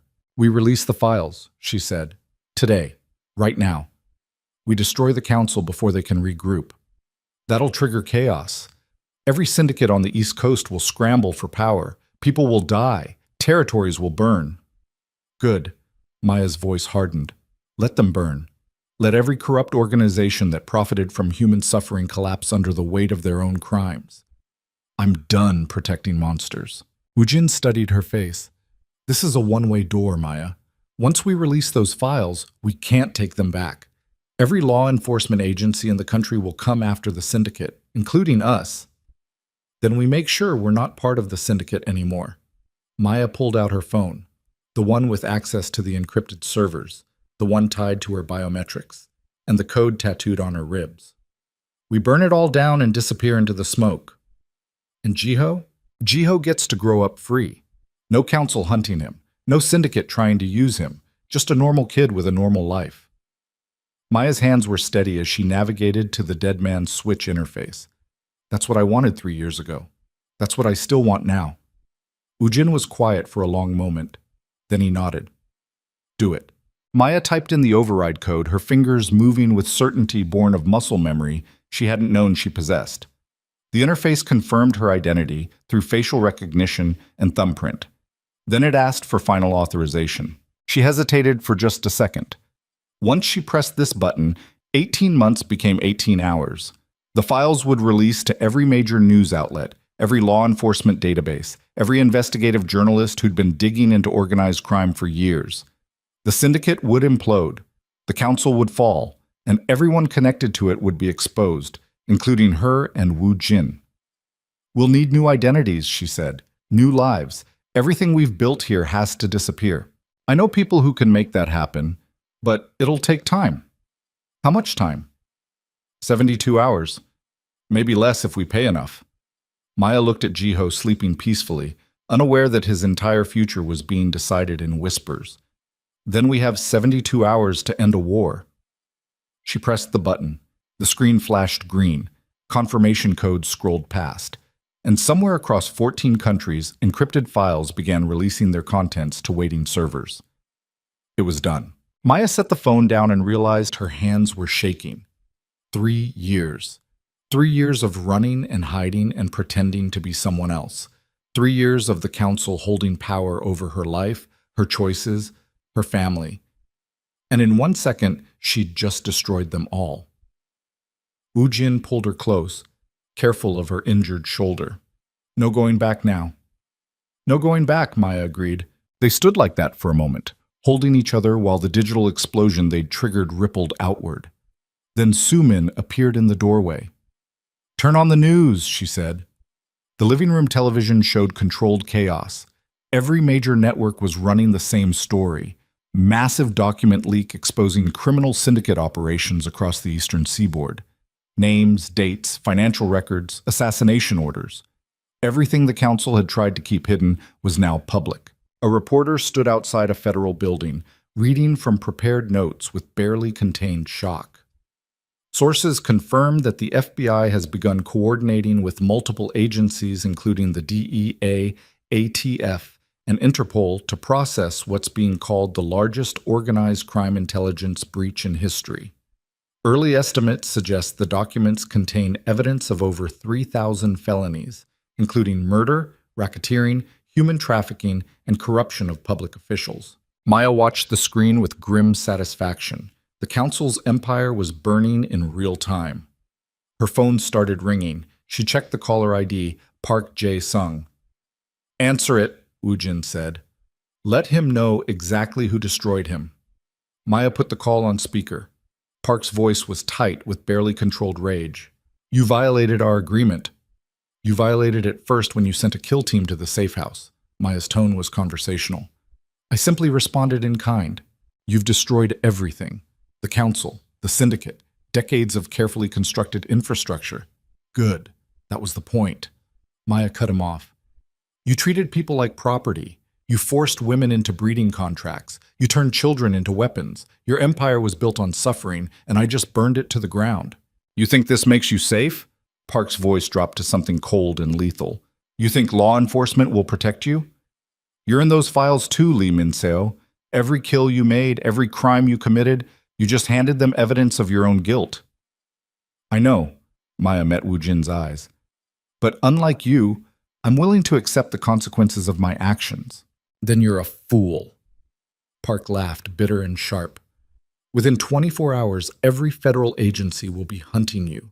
You'll spend the rest of your life in prison, if you live that long, because the syndicate remnants will be hunting you too. Everyone you just exposed will want revenge. Let them try. Maya's voice was steel. I've been running for 3 years. I'm done. If they want me, they can come find me. But I promise you, Park, I'll take every single one of them down with me before I fall. Including your son? Park's tone turned venomous. Because we know where he is. We know Sarah Chen is planning to run. And we have people who can reach him before you do. Maya's blood turned to ice. You touch him. And what? You'll kill me? I'm already dead. The moment those files released, my life ended. But I'm not dying alone. Park paused. Here's what's going to happen. You're going to turn yourself in to the council, what's left of it. You're going to provide testimony that exonerates us and places all blame on rogue operatives acting without authorization. And in exchange, we'll let your son live. No deal. Then Jiho dies. Today. Within the hour. I've already given the order. Maya's finger hovered over the end call button. Every instinct screamed at her to hang up, to grab Jiho and run as far and fast as possible. But Park wasn't bluffing. She could hear it in his voice. The desperation of a dying animal willing to drag everyone down with it. Counteroffer, Wu Jin said, speaking for the first time. You call off whatever team you sent after my son, and I don't mail pieces of you to the other council members. Wu Jin, still the loyal dog. Park's contempt was palpable. You really think you can threaten me right now? I have nothing left to lose. Everyone has something to lose. Wu Jin's voice was quiet and absolutely certain. Your daughter, Lee Hyejin, 23 years old, graduate student at Columbia, lives in apartment 4B on West 112th Street. I have 3 people watching her right now. The silence on the other end of the line was deafening. You wouldn't, Park said finally, test me. Wu Jin's expression was carved from stone. You go after my son, I go after yours, and unlike you, I don't make empty threats. Maya stared at Wu Jin. She'd known he was ruthless, had known he'd killed his own father to protect the organization, but threatening to murder an innocent woman, Park's daughter, who'd done nothing wrong except have the misfortune of being born to a monster, that was a line she hadn't expected him to cross. Wu Jin, she said quietly. He shook his head sharply. Not now. Call off your people, Park, Wu Jin continued. Let Jiho and Sarah leave safely, and I'll make sure Hyejin stays safe too. Everyone walks away. We all get to keep what matters most. And if I refuse? Then we both lose our children today. Your choice. The silence stretched. Maya could hear Park breathing on the other end, ragged, desperate. Finally, he spoke. Fine. I'll call them off. But this isn't over, Wu Jin. The council may be finished, but I'm not. And when I come for you, and I will come for you, I'm going to make you watch while I destroy everything you love. The line went dead. Maya turned on Wu Jin. You were bluffing. Tell me you were bluffing about killing his daughter. Wu Jin's expression didn't change. I wasn't bluffing. She's innocent. So is Jiho. Wu Jin's voice was flat. And if threatening an innocent woman is what it takes to keep my son safe, then that's what I'll do. Every single time. No hesitation. Maya's stomach turned. This was the man she'd married, the man who'd killed his own father, the man who'd spent 3 years hunting for her with single-minded obsession. She'd known he was capable of violence. But this willingness to murder someone who'd never hurt anyone, was something darker. You're becoming exactly what we're trying to destroy, she said quietly. No, I'm becoming what I need to be to protect my family. Wu Jin moved closer. You can judge me for it if you want, but I saw what you did in that warehouse. You killed 11 men without hesitation. Don't pretend you have the moral high ground here. He was right. Maya had pulled the trigger again and again, ending lives with the same cold efficiency she'd honed over 7 years as the ghost. She'd told herself it was different because those men were trying to hurt Jiho. But was it? Or was she just as ruthless as Wu Jin, just better at justifying it? We need to get Jiho out of here, Su Min interrupted, breaking the tension. Park might have called off his immediate team, but he'll regroup. We have hours at most. Maya nodded, pushing aside the moral reckoning for later. Right now, survival came first. Sarah was in the kitchen making coffee with shaking hands when Maya found her. I heard the conversation, Sarah said without turning around. Park knows about me, about the plan to run. We'll get you new identities, better ones, completely untraceable. Maya leaned against the counter. Wu Jin has contacts who can make you disappear so thoroughly even the FBI won't find you. And Jiho goes with you, as your son. New name, new birth certificate, new everything. Maya's throat tightened. You've been his mother for 3 years. You stay his mother, just somewhere the council can never reach. Sarah turned to face her. You're giving him up again. I'm keeping him safe. There's a difference. Is there? Sarah's expression was gentle but probing. Or are you just running from the fact that being his mother means putting him first even when it destroys you? Maya looked away. I am putting him first. No, you're putting your guilt first. Your need to protect him from the consequences of choices you made before he was born. Sarah set down her coffee mug. I've raised Jiho for 3 years, Minseo. I love him, but he's not mine. He's yours. And sending him away again, that's not protection. That's abandonment. You don't understand. Oh, I understand perfectly. You're terrified.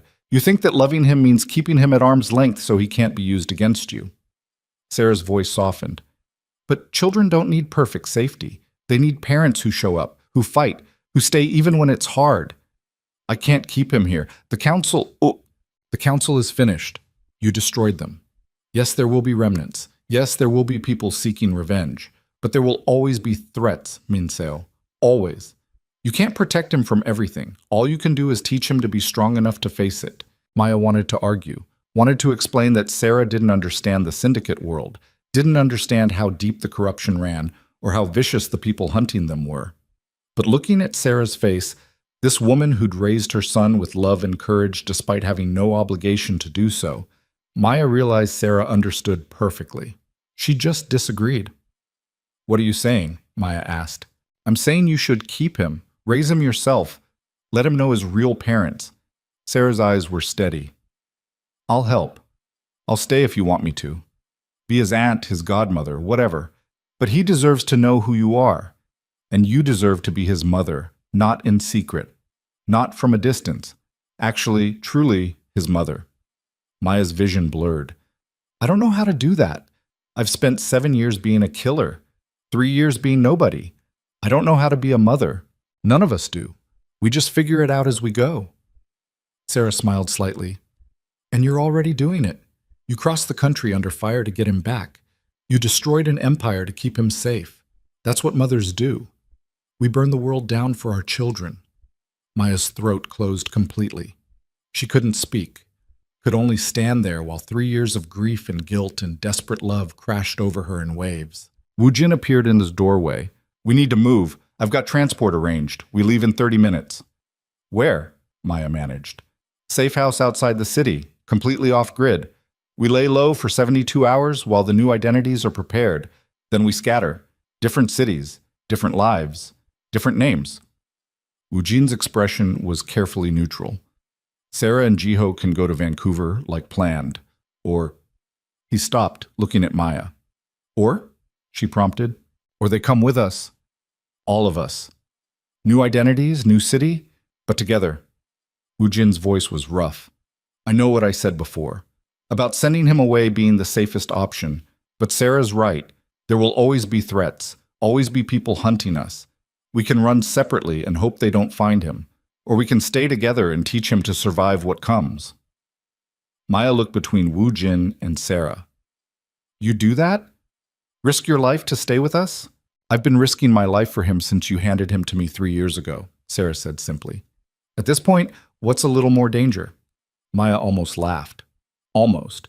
You're insane. Probably. But so are you. So is Wu Jin. We'll fit right in. Sarah's expression turned serious. I meant what I said, Minseo. Jiho needs his real parents. I can't give him that. You can. Maya turned to Wu Jin. You're sure about this? Keeping him with us? No. I think it's reckless and dangerous and probably going to get us all killed. Wu Jin's mouth curved slightly. But I've spent 3 years without my family. I'm not spending another day if I can help it. Decision made. They moved with military precision. Su-min coordinated the transport while Woo Jin gathered weapons and cash. Sarah packed bags for herself and Ji-ho, clothes, toys, the stuffed dinosaur he apparently couldn't sleep without. Maya watched from the doorway, memorizing details. This was her son's life. These were the small, ordinary things that made him feel safe.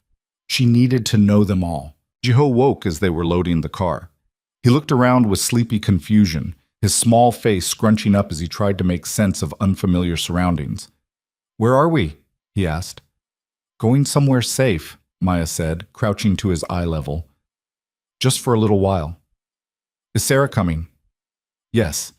And Woo Jin and Su-min too." Maya brushed his hair back.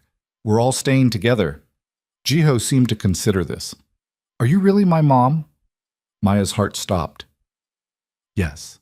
"Why didn't you live with me before?" "Because I was trying to keep you safe. But I made a mistake. I thought safe meant far away. I was wrong." Maya took his small hands in hers. "I'm going to stay now, if that's okay with you." Ji-ho looked at Sarah. "Is it okay?" "It's more than okay, sweetheart," Sarah said gently. "Min-seo is your real mom. She loves you very much. We both do." Ji-ho turned back to Maya, assessing her with those two wise eyes. Finally he nodded. "Okay, you can stay." Permission granted by a 3-year-old. Maya had destroyed criminal empires and survived assassination attempts and erased her own memories to protect this child. And in the end, his acceptance was the thing that broke her completely. She pulled him into a careful hug, mindful of her injured shoulder, and let herself cry for the first time in 3 years. They drove for 6 hours, changing vehicles twice to throw off anyone tracking them. The safe house turned out to be a cabin deep in the mountains, isolated, defensible, completely disconnected from any network the council could access. Su-min swept the perimeter while Woo Jin set up security measures. Sarah got Ji-ho settled with snacks and cartoons, and Maya stood on the porch watching the sun set over the mountains, her shoulder aching and her mind finally quiet. "You did it," Woo Jin said, joining her. "You burned them down." "We did it," Maya corrected. "I couldn't have—" "Yeah, you could have." Woo Jin's smile was slight but genuine. "The ghost was always the most dangerous person in any room. I just helped her remember that." They stood in comfortable silence, watching the sky turn from gold to purple to deep blue. "What happens now?" Maya asked finally. "Now we wait. 72 hours for the identities. Then we disappear.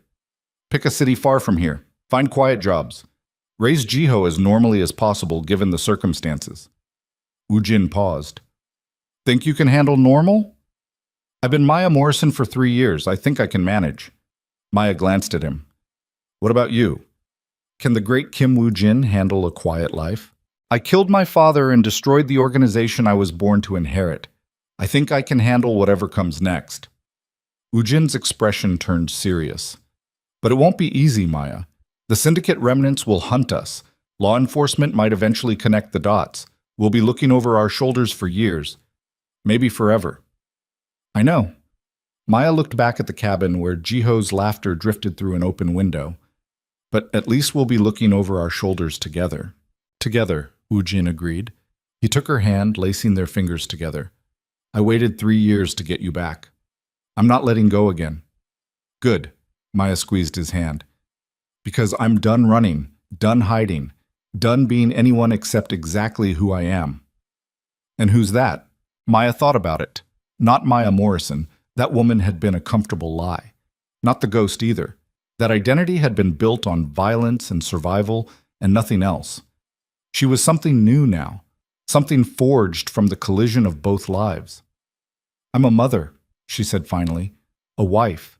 A survivor. Someone who made terrible choices and worse mistakes, but who's still standing." She met Woo Jin's eyes. "I'm Lee Min-seo, and I'm exactly where I'm supposed to be." Woo Jin pulled her close, kissing her forehead gently. "Welcome home, Min-seo." The next 72 hours passed in a strange bubble of almost peace. They took turns keeping watch.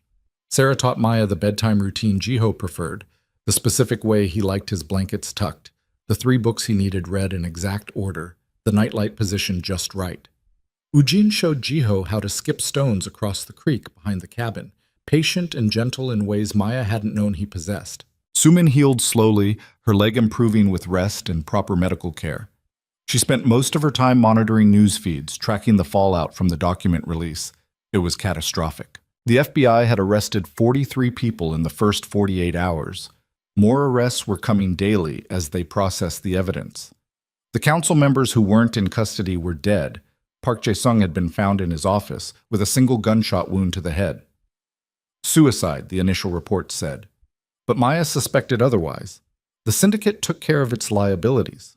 On the 3rd day, Woojin's contact delivered the new identities. They were thorough.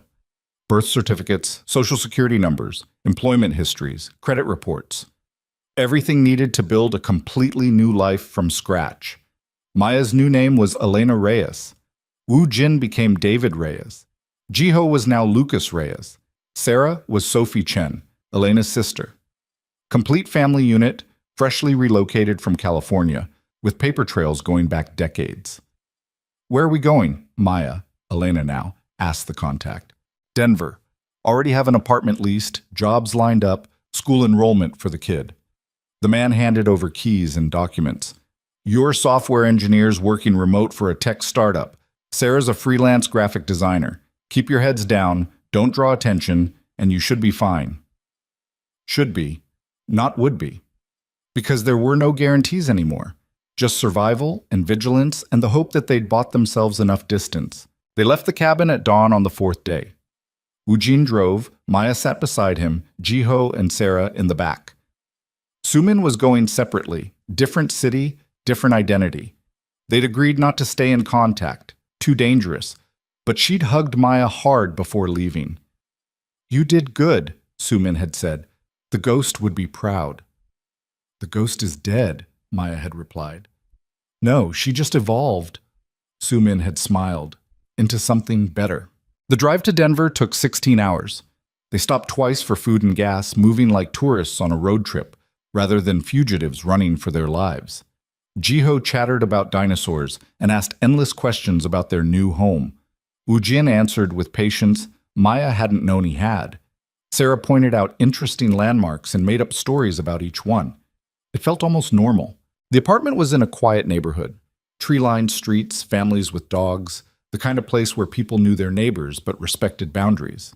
Perfect for disappearing. They spent the first week establishing routines.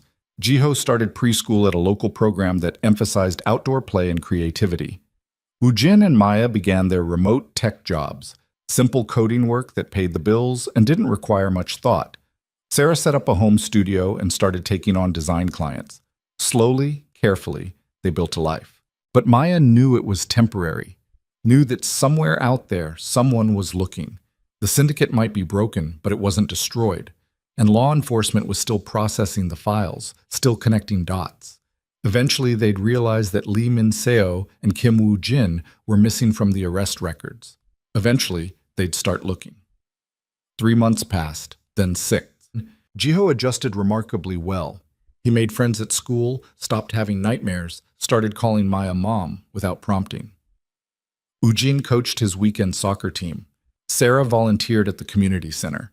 They had barbecues with neighbors, celebrated Jiho's 4th birthday with a dinosaur-themed party. From the outside, they looked like any other family. But Maya still checked the locks 3 times before bed, still slept with a weapon within reach, still scanned every room she entered for exits and threats. The ghost might be sleeping, but she wasn't dead. The knock came on a Tuesday evening in early autumn. Maya was making dinner while Jiho played with building blocks on the living room floor.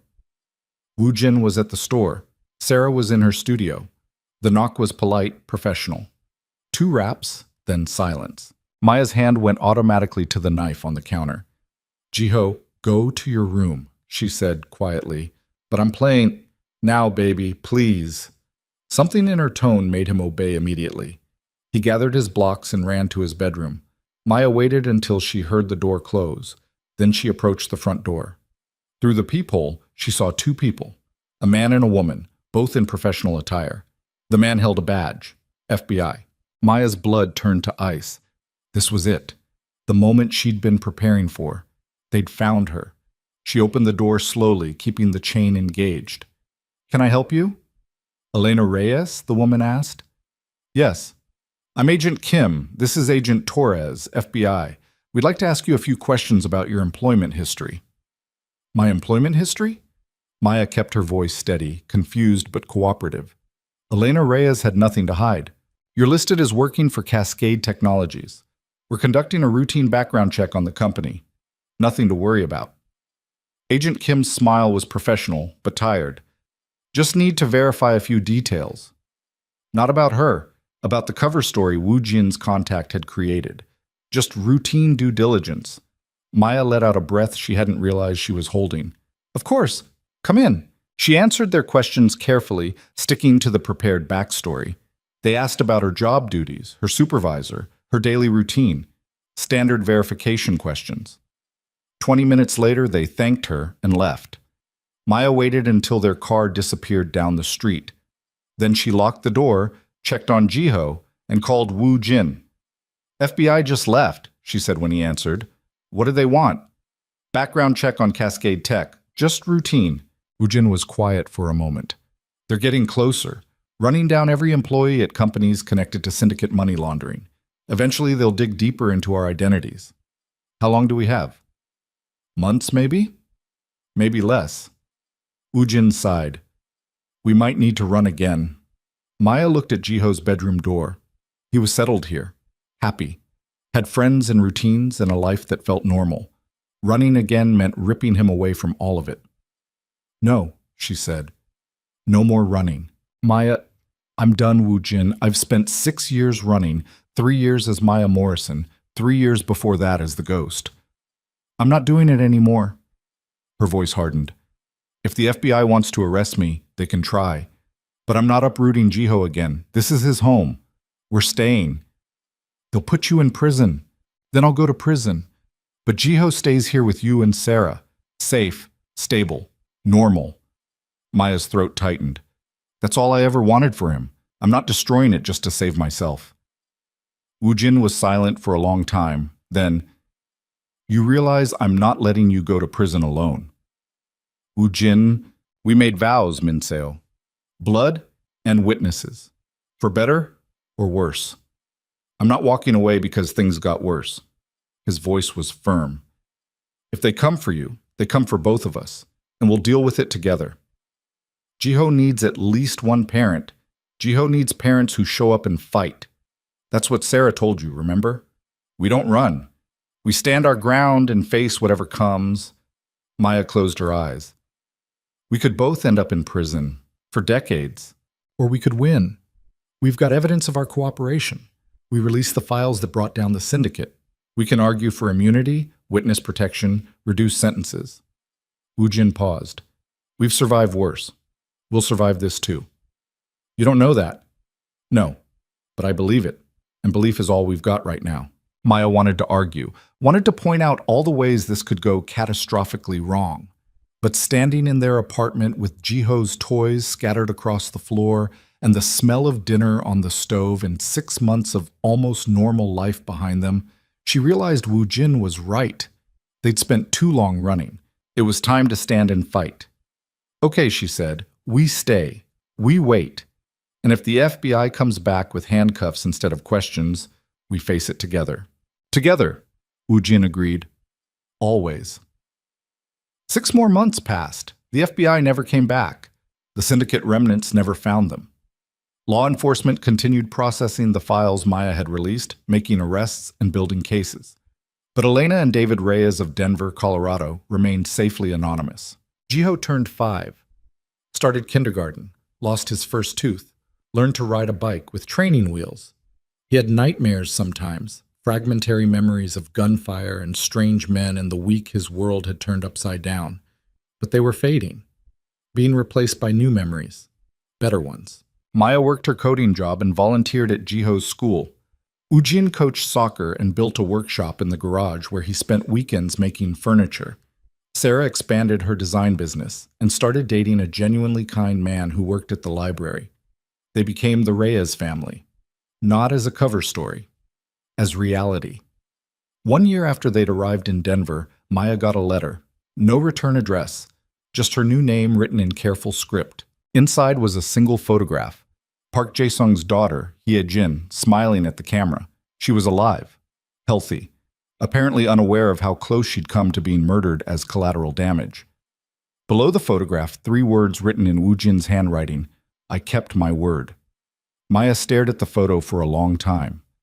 Woo-jin had threatened to kill this woman, had meant it, but in the end, he'd chosen mercy, had protected her even though he'd gained nothing from it. That night, she showed him the letter.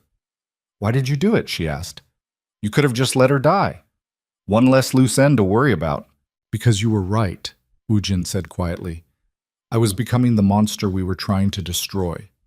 Using innocent people as weapons, justifying violence against anyone who got in my way." He took the photograph, looking at Hye-jin's face. "I didn't want to be that person anymore, so I kept her safe. Had someone watching her for months to make sure none of the syndicate remnants went after her for revenge. When it was clear she was safe, I pulled the surveillance." "Why not tell me?" Also, Daryl, "Because I needed to do it for me, not for you, not to prove anything." Woo-jin set the photo down. "I needed to choose to be better, and I did." Maya pulled him close. "You're a good man, David Reyes." "I'm a work in progress." Woo-jin's arms tightened around her. "But I'm trying. Every day, I'm trying." They stood together in the kitchen of their normal house, in their normal neighborhood, with their normal lives built on lies and violence and desperate choices. And somehow, impossibly, it was enough. 2 years after arriving in Denver, Maya received a different kind of letter. Official letterhead, federal seal. Her heart stopped when she opened it. But it wasn't an arrest warrant. It was a subpoena. The FBI wanted her to testify in the ongoing cases against former syndicate members. They knew who she was. Had known for months, apparently. But they weren't arresting her. They were offering a deal. Full immunity in exchange for testimony. Witness protection available but not required. All charges against her and Woo-jin dropped if they cooperated fully. Maya showed the letter to Woo-jin. They sat at their kitchen table, the one Woo-jin had built by hand, and read it together in silence. "What do you want to do?" Woo-jin asked finally. Maya thought about the ghost. About 7 years of killing and stealing and surviving in a world soaked in blood. About the crimes she'd committed, the lives she'd taken, the choices that still haunted her. Then she thought about Jiho playing in the backyard, about the school plays and soccer games and normal life they'd built here, about the future they could have if they played this right. "I want to testify," she said. "I want to help put every single one of those monsters in prison. And then I want to come home to our son and live the rest of my life as Elena Reyes." "No more running?" "No more running." Maya took his hand. "We end it, completely, permanently. We close the door on that life and we never look back." Woo-jin squeezed her fingers. "Together?" "Always together." The trial lasted 8 months. Maya testified against 47 defendants. She detailed crimes, named names, provided evidence that corroborated the files she'd released. The defense attorneys tried to break her, to discredit her testimony, to paint her as equally guilty. They failed. Woo-jin testified too. Calm, factual, devastating in his precision. Between the two of them, they helped secure convictions that would put the syndicate's leadership away for life. When it was over, the prosecutor shook Maya's hand. "Thank you," he said. "You've helped us dismantle one of the most dangerous criminal organizations on the East Coast." "I'm just glad it's over," Maya replied. "Is it, though?" The prosecutor studied her face. "You've made powerful enemies. Some of them are still out there." "Let them come." Maya's voice was steady. "I'm not afraid anymore." She meant it. 3 years after arriving in Denver, Maya stood in Jiho's bedroom doorway watching him sleep. He was bigger now, 7 years old, all gangly limbs and missing teeth, and absolute confidence that his parents would keep him safe. She'd kept that promise. Against all odds, against every threat, she'd kept him safe. "You okay?" Woo-jin asked softly from behind her. "Just thinking," Maya leaned back against him. "About how far we've come, what we've survived, what we've built." Any regrets? Maya considered. I regret the people I hurt when I was the ghost. I regret the time I lost with Jiho. I regret not trusting you sooner. She turned to look at him. But I don't regret fighting to get here. To this moment. This life. Good. Woojin kissed her temple. Because I don't regret a single day. Not the searching, not the violence, not the sacrifices. All of it led us here, to our son, to each other, to home. Home. Such a simple word, but it meant everything. They closed Jiho's door and walked together to their own room. Outside, the city slept. Somewhere, the syndicate remnants still existed, still posed theoretical threats. Somewhere, people remembered the ghost and Kim Woo-jin and the empire they'd helped destroy. But here, in this house, in this life, they were just Elena and David Reyes. Parents, partners, survivors who'd chosen love over violence, family over power, peace over revenge. The ghost was truly dead now, so was Kim Woo-jin. In their place stood something better, something earned through blood and sacrifice and impossible choices. They stood something worth fighting for. Maya climbed into bed beside the man she'd forgotten and remembered and chosen all over again. Woojin pulled her close, careful always of old injuries that still ached sometimes. I love you, she said into the darkness. I know. Woojin's voice was soft with sleep and contentment. I've known since the first moment I saw you, even when you forgot, I knew. How? Because some things transcend memory. Some connections are written in bone and blood and soul. You can erase the mind, but you can't erase what's fundamental. He kissed her forehead. You and me. We're fundamental. Maya closed her eyes, listening to his heartbeat steady and strong beneath her ear. Tomorrow, Jiho would wake early and demand pancakes. Woojin would pretend to be terrible at flipping them until Jiho laughed. Sarah would come over for Sunday brunch and tell terrible jokes that made everyone groan. They'd spend the afternoon at the park, or the library, or doing absolutely nothing important. It would be normal and ordinary and absolutely perfect. The ghost had spent 7 years hunting shadows and running from threats and surviving on instinct and violence. But Elena Reyes, Maya Kim, Lee Min-seo, whatever name she wore, she had found something better than survival. She had found home, and she was never letting go again.